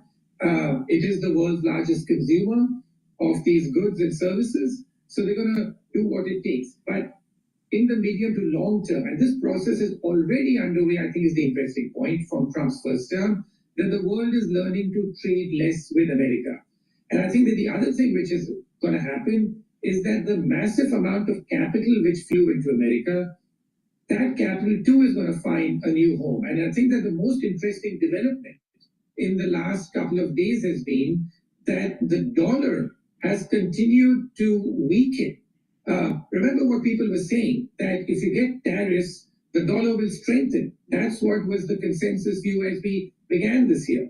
Instead, the dollar has been weakening against most currencies around the world, and also the fact that bond yields in America this time are actually rising, even in the face of an equity market sell-off. I just can't remember when that's happened. That you've had a weaker dollar and higher bond yields as equities have been selling off this sharply over the last few days. So something is changing here in the global system, which is that people are saying that we are over allocated to America. We need to diversify again. Diversification has been a bad word, for the last 10 to 15 years, because America has been really the only game in town in a way. Yes, India has done relatively okay, but among the larger markets, America has been so dominant. America's stock market came to represent nearly 70% of the global MSCI index, even though its economic weight is below 30%. So now that reversal of capital is also beginning. So I think that tells you about what's going on. So for me, the most interesting development in the last 24 to 48 hours has been the rise in the 10-year bond yield, a weaker dollar, at the same time that the American stock market has been weakening. That is an unprecedented mix that I've seen. Rashir, listen, I want to, pull it broader and try and make this a little more global. One of the reasons, or I think one of the catalysts or triggers for this move away from dollar-based assets and this need to hedge, etc., has come fairly recently, right? And this is after Russia's invasion of Ukraine. This is the second time around, not 2014 in Crimea, but the second time around, after which, right, $300 billion of Vladimir Putin's money, or okay, to be fair, Russia's central bank money was seized by the West, right? That made a lot of states, but especially China, very wary of something similar happening to them, which is why they've been recycling a lot more of their trillion-dollar surplus with the U.S. away from buying treasuries and into buying gold and crypto and all sorts of other things, right? Which leads me to my next question, right? With the situation in Russia and Ukraine still ongoing, I know that for a time you were very optimistic about Poland, which obviously just abuts those two states, right? As being the next breakout star in the developed world. Do you still hold that to be true? I mean, yes, it is arming up significantly, but with war literally on its doorstep, what are Poland's prospects? But the Polish economy has done relatively well. So the forecast that I had made a few years ago, that Poland will be the next largest. I don't think what's going to drive the world economy is Poland. Please go to my store, the-studio-reykjavik.com, and get the collagen. This is a dual-purpose product. It's going to help with your skin, your hair, your nails, your joints, your musculature, and your bones. Take it every day. You get a big scooper. This is a month's supply. You can see on the screen here the typical amino acid profile. You can also see the label on my store, the-studio-reykjavik.com. But take it every day, mix it with soft foods, filtered water, milk, or a smoothie. It's up to you. Do some resistance training and get that dual effect of helping your skin and your bones and muscles. Myotrol is a supplement that you should be taking. It has flavonoids, polyphenols, and lignans. And what this does is it helps with gene expression. All right. When you get older, you don't express genes to help build muscle. So you need to take supplements that help with that gene expression. When you do resistance training, then what's going to happen is that you're going to build muscle more quickly and you're going to reduce atrophy. So when you get older, you lose muscle and it's harder to gain muscle. Well, if you take Myotrol and you do resistance training, then you're going to maintain the muscle you have and build muscle. This works very well if you couple it with the Gladiator barley that I have, because Gladiator barley it's a high density protein, and that would be the building blocks for building new muscle, and the Myotrol helps with the gene expression to help build muscle. So they're synergistic. So please go to my store, the-studio-reykjavik.com, and get the Myotrol, do the resistance training, drink it with filtered water. Now, resveratrol. Resveratrol is really important to take. Why? It's an antioxidant, so it's going to soak up free radicals. It's going to help with your mitochondrial health. That means you're going to have more energy because your mitochondria builds up that ATP that your cells need. Resveratrol also helps with youthful gene expression. So there is a synergistic effect by taking the resveratrol and the Myotrol. Why? Because it's helping with gene expression. And resveratrol helps to get rid of cells that are in senescence. Senescence is basically when a cell stops dividing and it just sits there and it collects garbage. You want to get rid of those cells. And in tissues that can regenerate, that have adult stem cells, resveratrol is going to help with that regeneration. So please go to my store and get the resveratrol, really important to take as part of an anti-aging protocol. Now, C60. C60, you can get it in a 2 ounce, a 4 ounce, or an 8 ounce configuration. You can get it in MCT coconut oil, extra virgin olive oil, or you can take it in avocado oil. Now you have to take C60 in a lipid, in an oil, because it's lipid soluble and that's how you're going to absorb it. Take it on an empty stomach for best absorption. If you work out, take it before your workout. It's going to soak up those free radicals and it's going to help you recover from your workout. Now, take a teaspoon a day every day, and what you're going to notice is your energy levels are going to go up, your mitochondria is going to be healthier, and you're going to recover quicker after a workout, and you're going to slow down that aging process. Your immune system is going to get better because the tissues have less stress and your organ systems have less stress. So the different bodily systems that you have will perform better. Your endocrine system will perform better. Your immune system will perform better. Even your neurons will perform better. Why? Because your neurons have a lot of mitochondria, and if there is stress in those neurons, they won't produce the neurotransmitters and fire. So if you have neurons that are unhealthy or have a depleting level of mitochondria in the neuron, then you're not going to have good neuroplasticity, good positive neuroplasticity.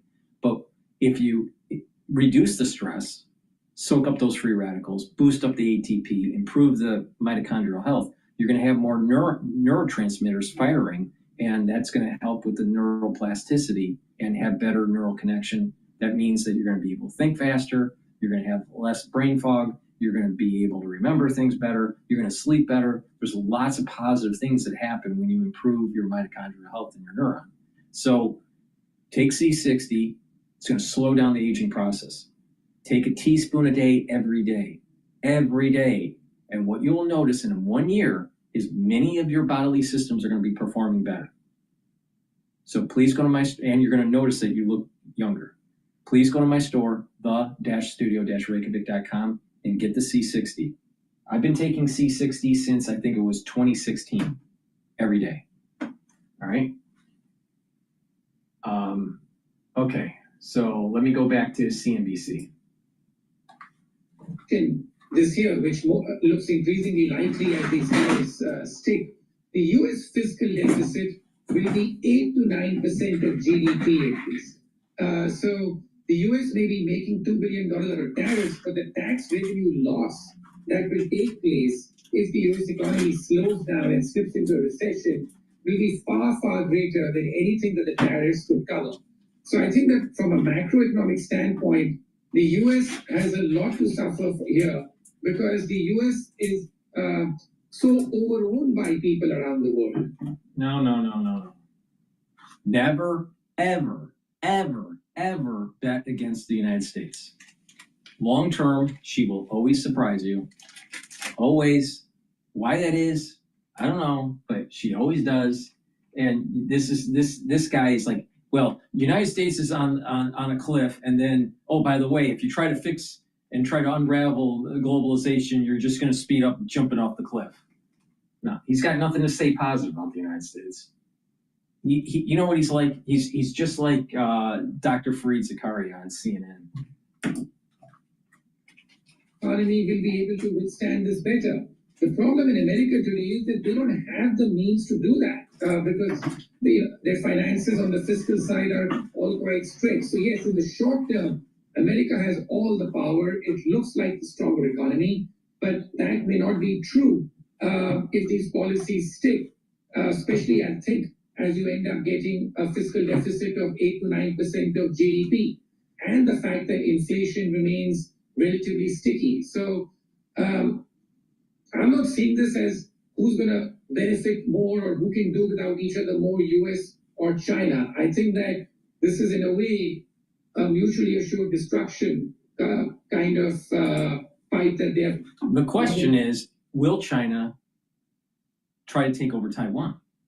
And if China tries to take over Taiwan and we have a war with China, do you think it's really important that we have a strong manufacturing base in the United States to be able to wage that war?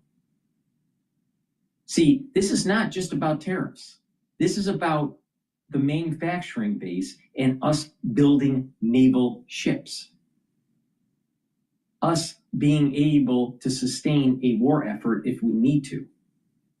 And not only that, bring back the economic clustering that we sent out for the last 35 years through NAFTA.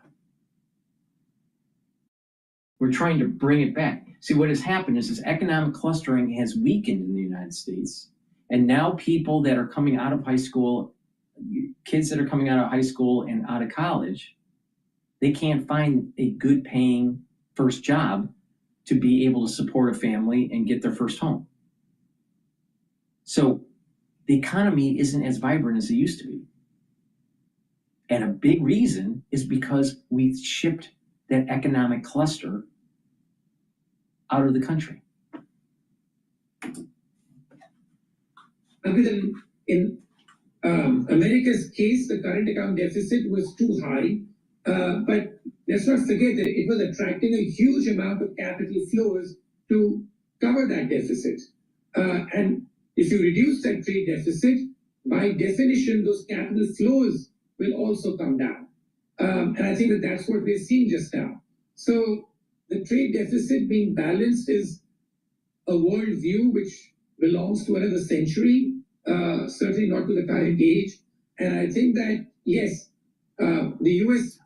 So basically he's saying that status quo is the way it should be. Meanwhile, the younger generation in the United States cannot afford to live. So the status quo really isn't working for them. We need to change that.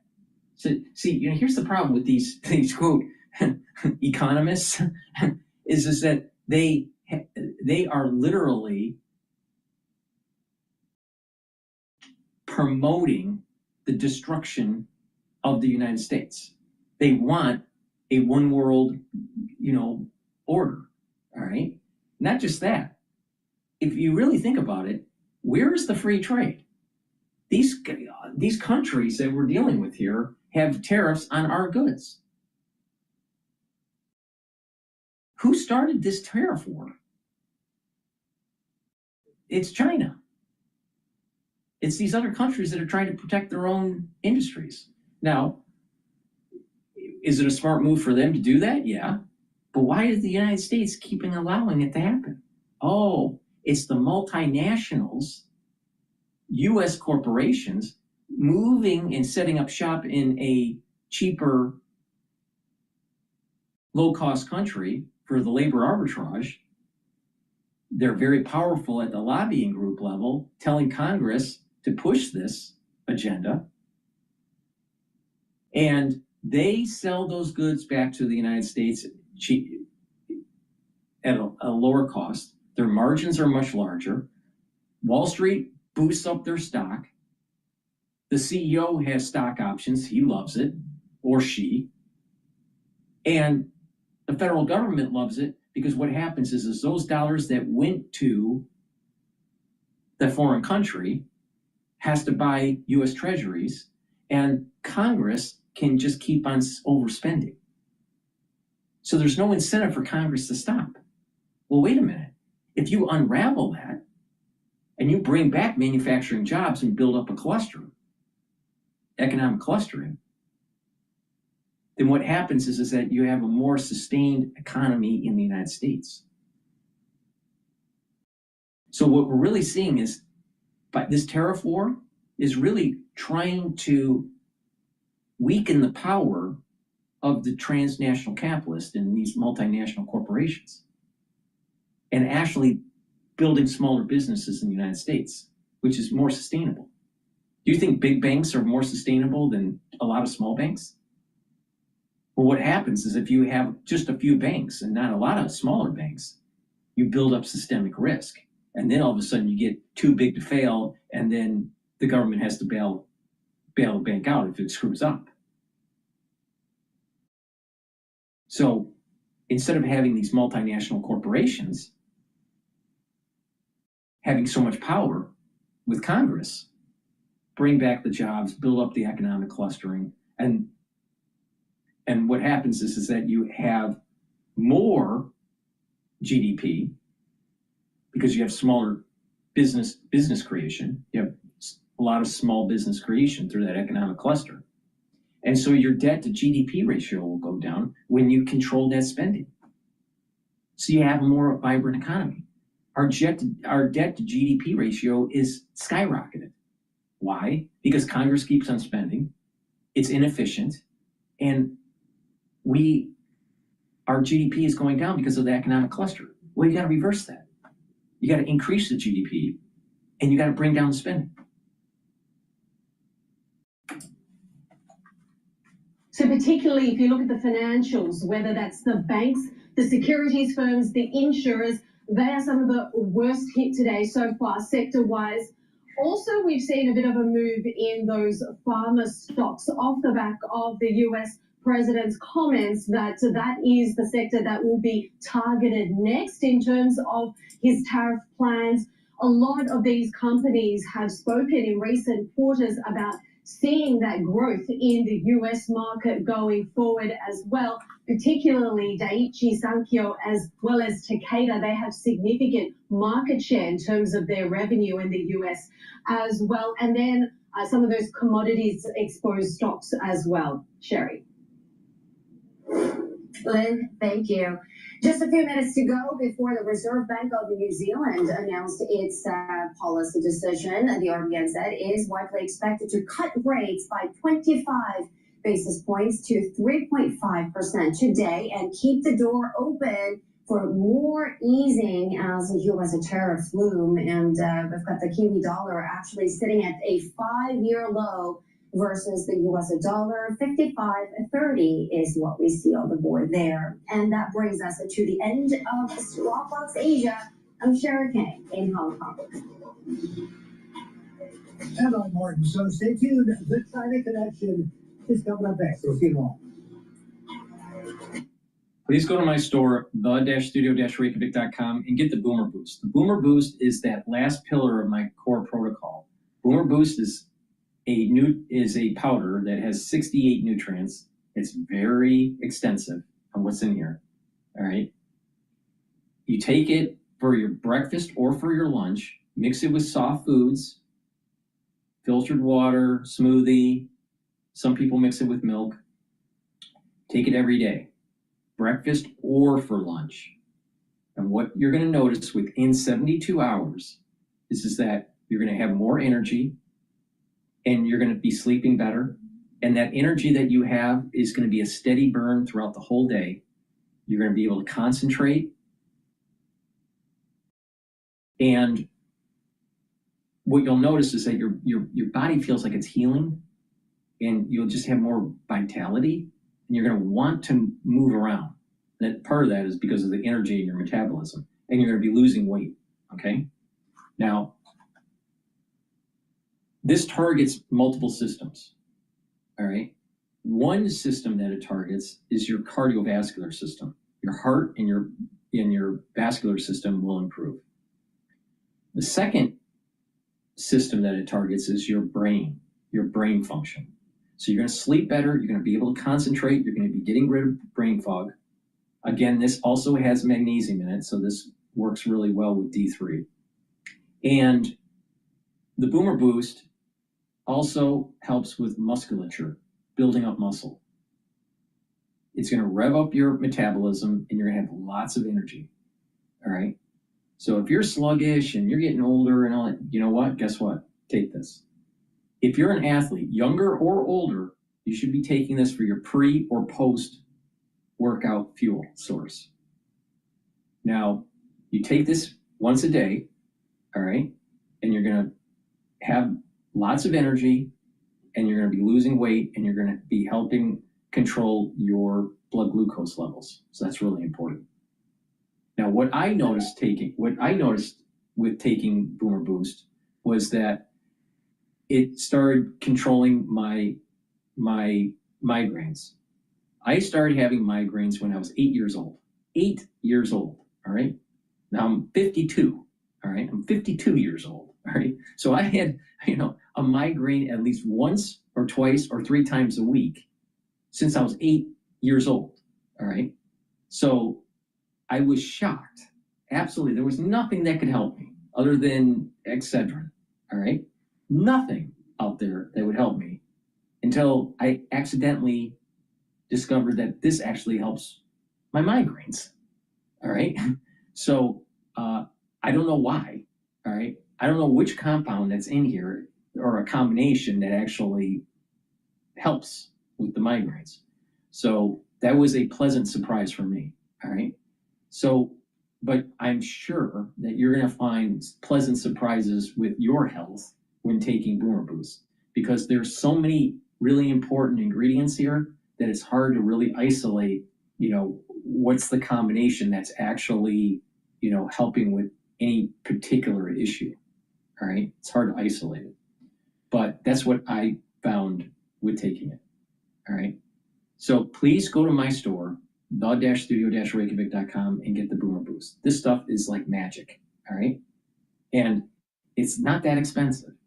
It's a 1 month supply, and this is your meal for breakfast or for lunch. So if you add up how much you spend for breakfast or for lunch, all right, for a month, I'm willing to bet it's more than the container supply for 1 month, all right?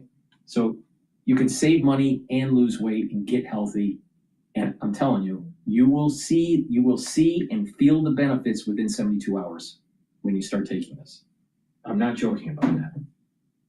Now, I would really like to know why it helps with my migraines. I'll try to find out. Now, gladiator barley is a high density protein. It's a powder. You take a scooper or a half a scooper a day, and this will help to bring down inflammation. That's good for your immune system and to recover if you're working out. It'll soak up free radicals with superoxide dismutase. It'll help to detoxify your body, which is really important. Not enough people detoxify their body. And this will help to build strength. So this works really well when you do resistance training, all right? Or if you're in a sport, let's say that you're an athlete or an amateur athlete, younger or older, taking gladiator barley is going to help to improve your strength and your fitness for your sport. Now, it stacks really well with the Boomer Boost. So let's say if you're a younger or older athlete, you take these two together for your pre or post workout fuel source, and you're going to improve your performance in your sport. But you can take lessons learned from this even if you're not an athlete, and let's just say you're older, let's say 40 plus, and guess what? You can do the same thing. Do a little bit of cardio, a little bit of resistance training, do some balancing exercises, do some stretching. You do that on a regular basis, take the Gladiator Barley and the Boomer Boost, and you have the energy, you're detoxifying your body, you're building muscle, you're soaking up free radicals, you're helping your immune system, you're helping your brain function, you're helping your cardiovascular system, and you're controlling your A1C levels. So you're controlling diabetes, you're controlling your blood glucose levels. Very powerful stack, all right? See, a lot of people don't realize you can take lessons learned on performance athlete fueling, especially like, I don't know, like the Tour de France type stuff, where they, they take 10,000 calories a day, right? And, and they eat at a certain time period and, they work out a certain way and all this. But you take lessons learned on high performance sports and apply it to anti-aging, and it works. All right.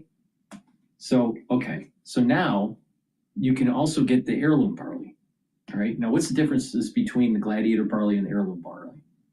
The heirloom barley doesn't focus on the strength side of it. It does the detox. It brings down the inflammation. That's good for your cardiovascular and good for your immune system. And it helps to soak up free radicals with superoxide dismutase. It's a high density protein also. So take a half a scoop or a full scooper a day, mix it the same way that you mix the Boomer Boost. And you can take the Boomer Boost and the heirloom barley together. I have a longevity box called Longevity Boost Box that's discounted, so you can get the Boomer Boost and the Gladiator barley together, or the heirloom barley, and you save money.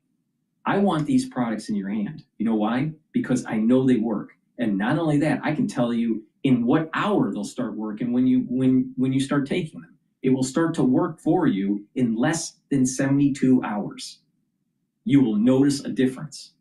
I'm not joking. This stuff works really well. All right? You take it every day and you're going to start seeing huge improvements in your health.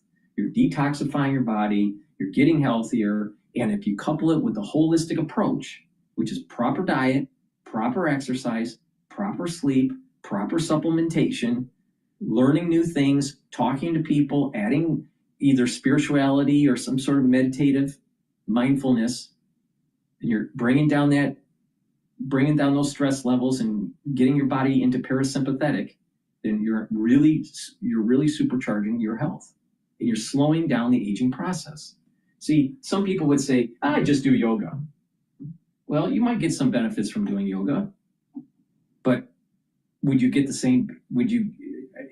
just doing yoga, is that going to give you the same benefits of also, let's say, taking a certain health stack for supplements? Of course not. Someone will say, I just weightlift, and I just take protein, high density protein. Well, you're probably inflamed all the time. So what are you doing to bring down that inflammation? And if you work out all the time and you're not taking antioxidants, you're actually aging faster. That's guaranteed. Guaranteed. See, if you look at someone that works out all the time and they don't take antioxidants and don't take supplements that bring down inflammation, they actually age faster. Not slower, faster. So someone would say, well, I just do spirituality. Well, there are a lot of people that are fat that are Buddhas. Buddha was fat. I'm sure that Buddha had diabetes. You know why? Because he wasn't living his life in a holistic approach. He was focused on just the spirituality side of it. Now, there's a little bit of a joke that I'm saying with this, a little bit of humorous, but you see the point that I'm making. That if someone says, just take vitamin D3, or just do this, and you don't look at it from a holistic, multifactorial setup, then you're not doing it right. So that's why when I say to do something, it is the most comprehensive way to do it. That's proper diet. That means make sure you filter your water, make sure you stay away from processed foods, sleep properly, get a proper sleep, not too much, not too, not chronic sleep deprivation. Chronic sleep deprivation will lead to early onset of dementia, guaranteed. Why?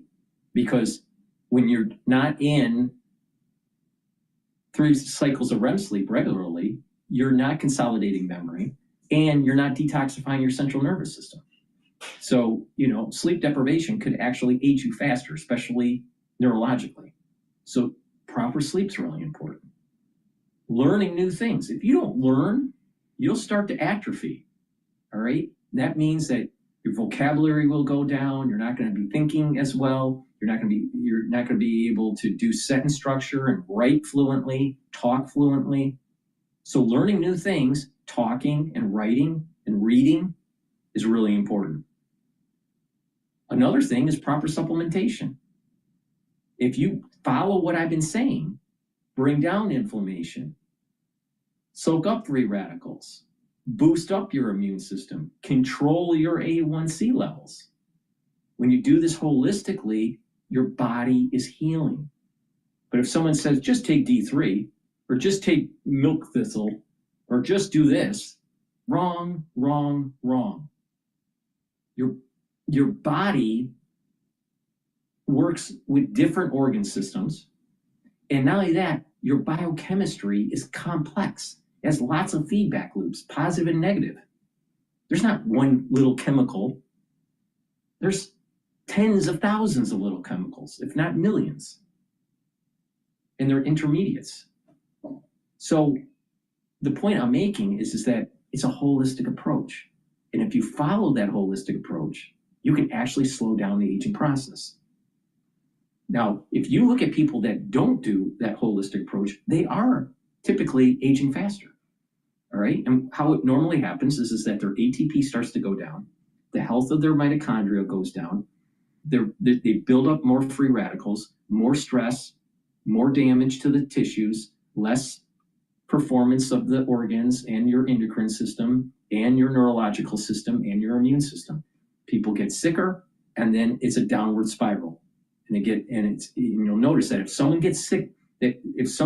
gets sick more often, you'll notice that they are aging quicker. You'll also notice that people that are getting older, their immune system is going down, their energy levels are going down.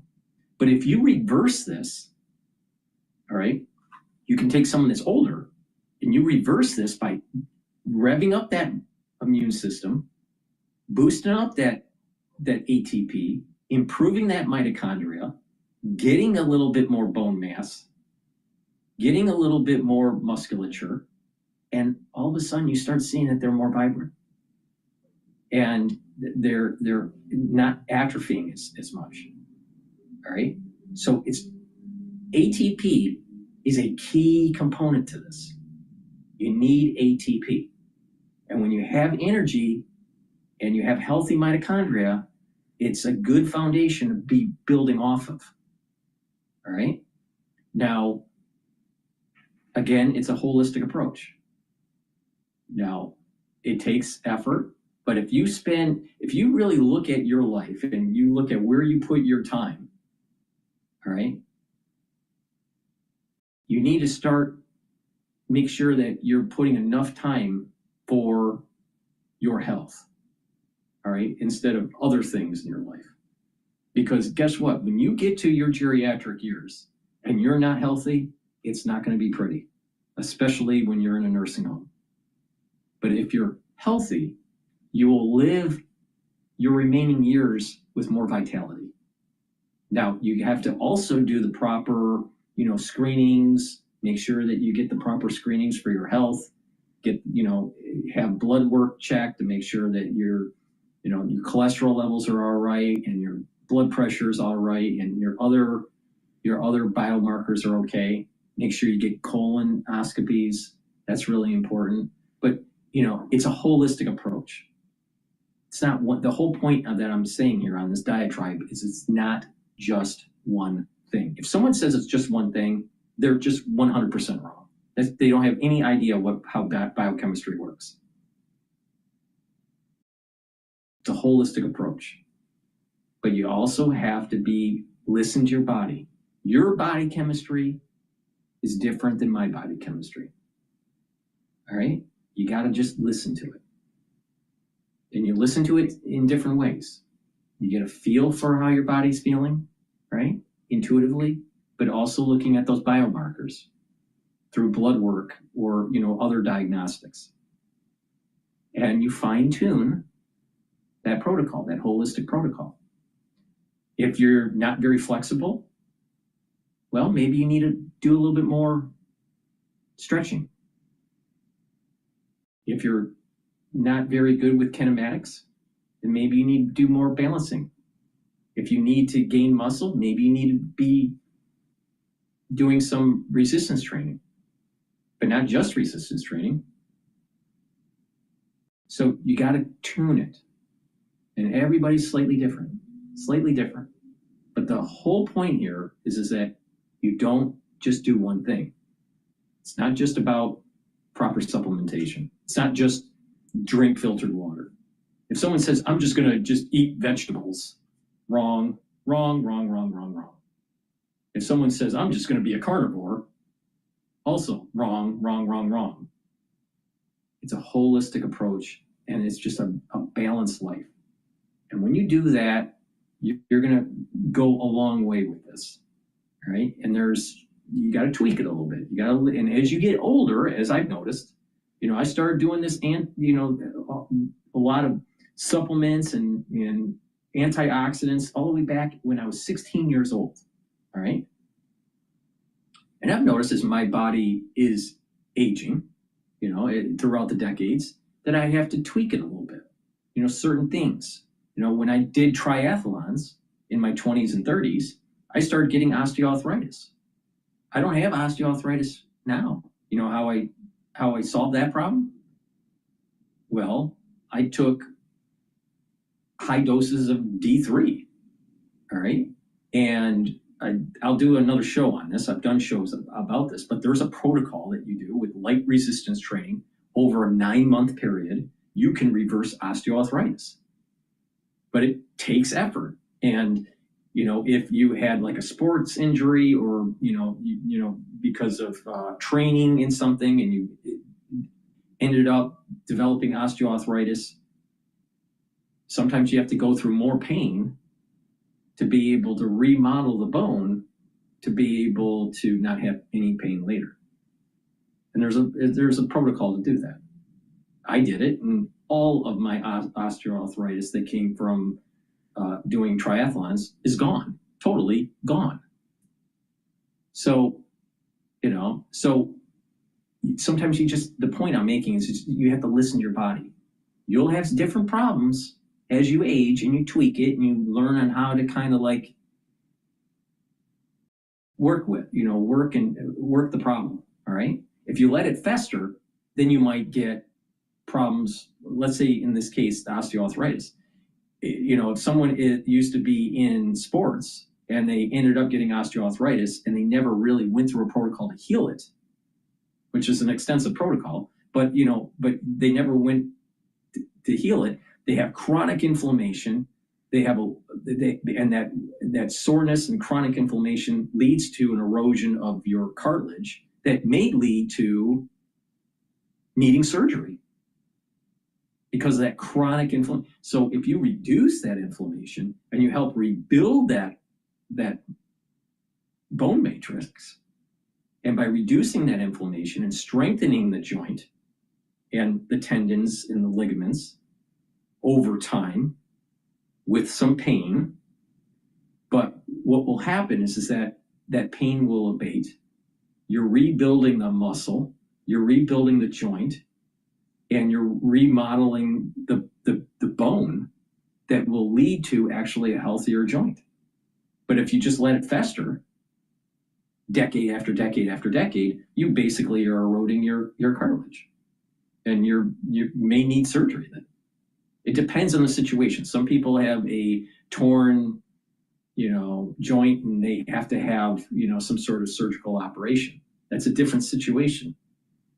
But if you were, in a sport like marathons you know, let's say a lot of people that run marathons, they have bad knees, bad shins, sometimes bad hips, right? So it's a holistic approach. And you have to listen to your body. If someone says just take 1 or 2 supplements and everything's going to be okay, wrong. That's why I was saying about this core protocol that you build around. The max 35, max 14 for the first pillar that helps with your immune system. The C60 soaks up those free radicals. The turmeric ashwagandha and the lignans brings down inflammation. And the boomer boost boosts up those energy levels in your metabolism. That's a core. And you build off of that. You can add stuff to it. Omega-3s and the natokinases and the D3 and the K2 if you want to help with your cardiovascular system. If you want to improve your brain function, ubiquinol and NAD+, the clarity factor, so you can tweak it. And that's what I'm trying to show everybody. All right? That's where the magic is. So I've been talking for 2 hours now, and I'm going to wrap it up. But thank you for the ones that have been watching on Rumble live stream and on YouTube live stream with the dashboard of the Asian market. We're going through tumultuous times. Don't be afraid. You know, for the ones that are from the United States, a sunnier day is coming. Trust me. All right. This may get worse in the short term, but don't panic. Use this as an opportunity to do an assessment. Do you want to have a brighter future for yourself? Or do you want to just keep on living day to day to day to day? If you're looking just day to day to day, then you probably are going to have a terrible existence when you're older. But if you're looking for a brighter future, invest in yourself. And you invest in yourself 2 ways. You invest in yourself monetarily for a brighter future for yourself. So that means that don't be fearful of what's happening in the market and buy into it. Buy into this tumultuous time. And in the future, you are going to benefit greatly. And the same thing with your body.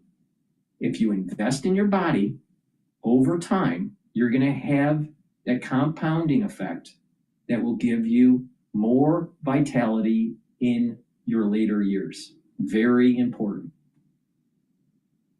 So, everyone, you have a good night. Thank you for listening, and I'll see you in the next transmission.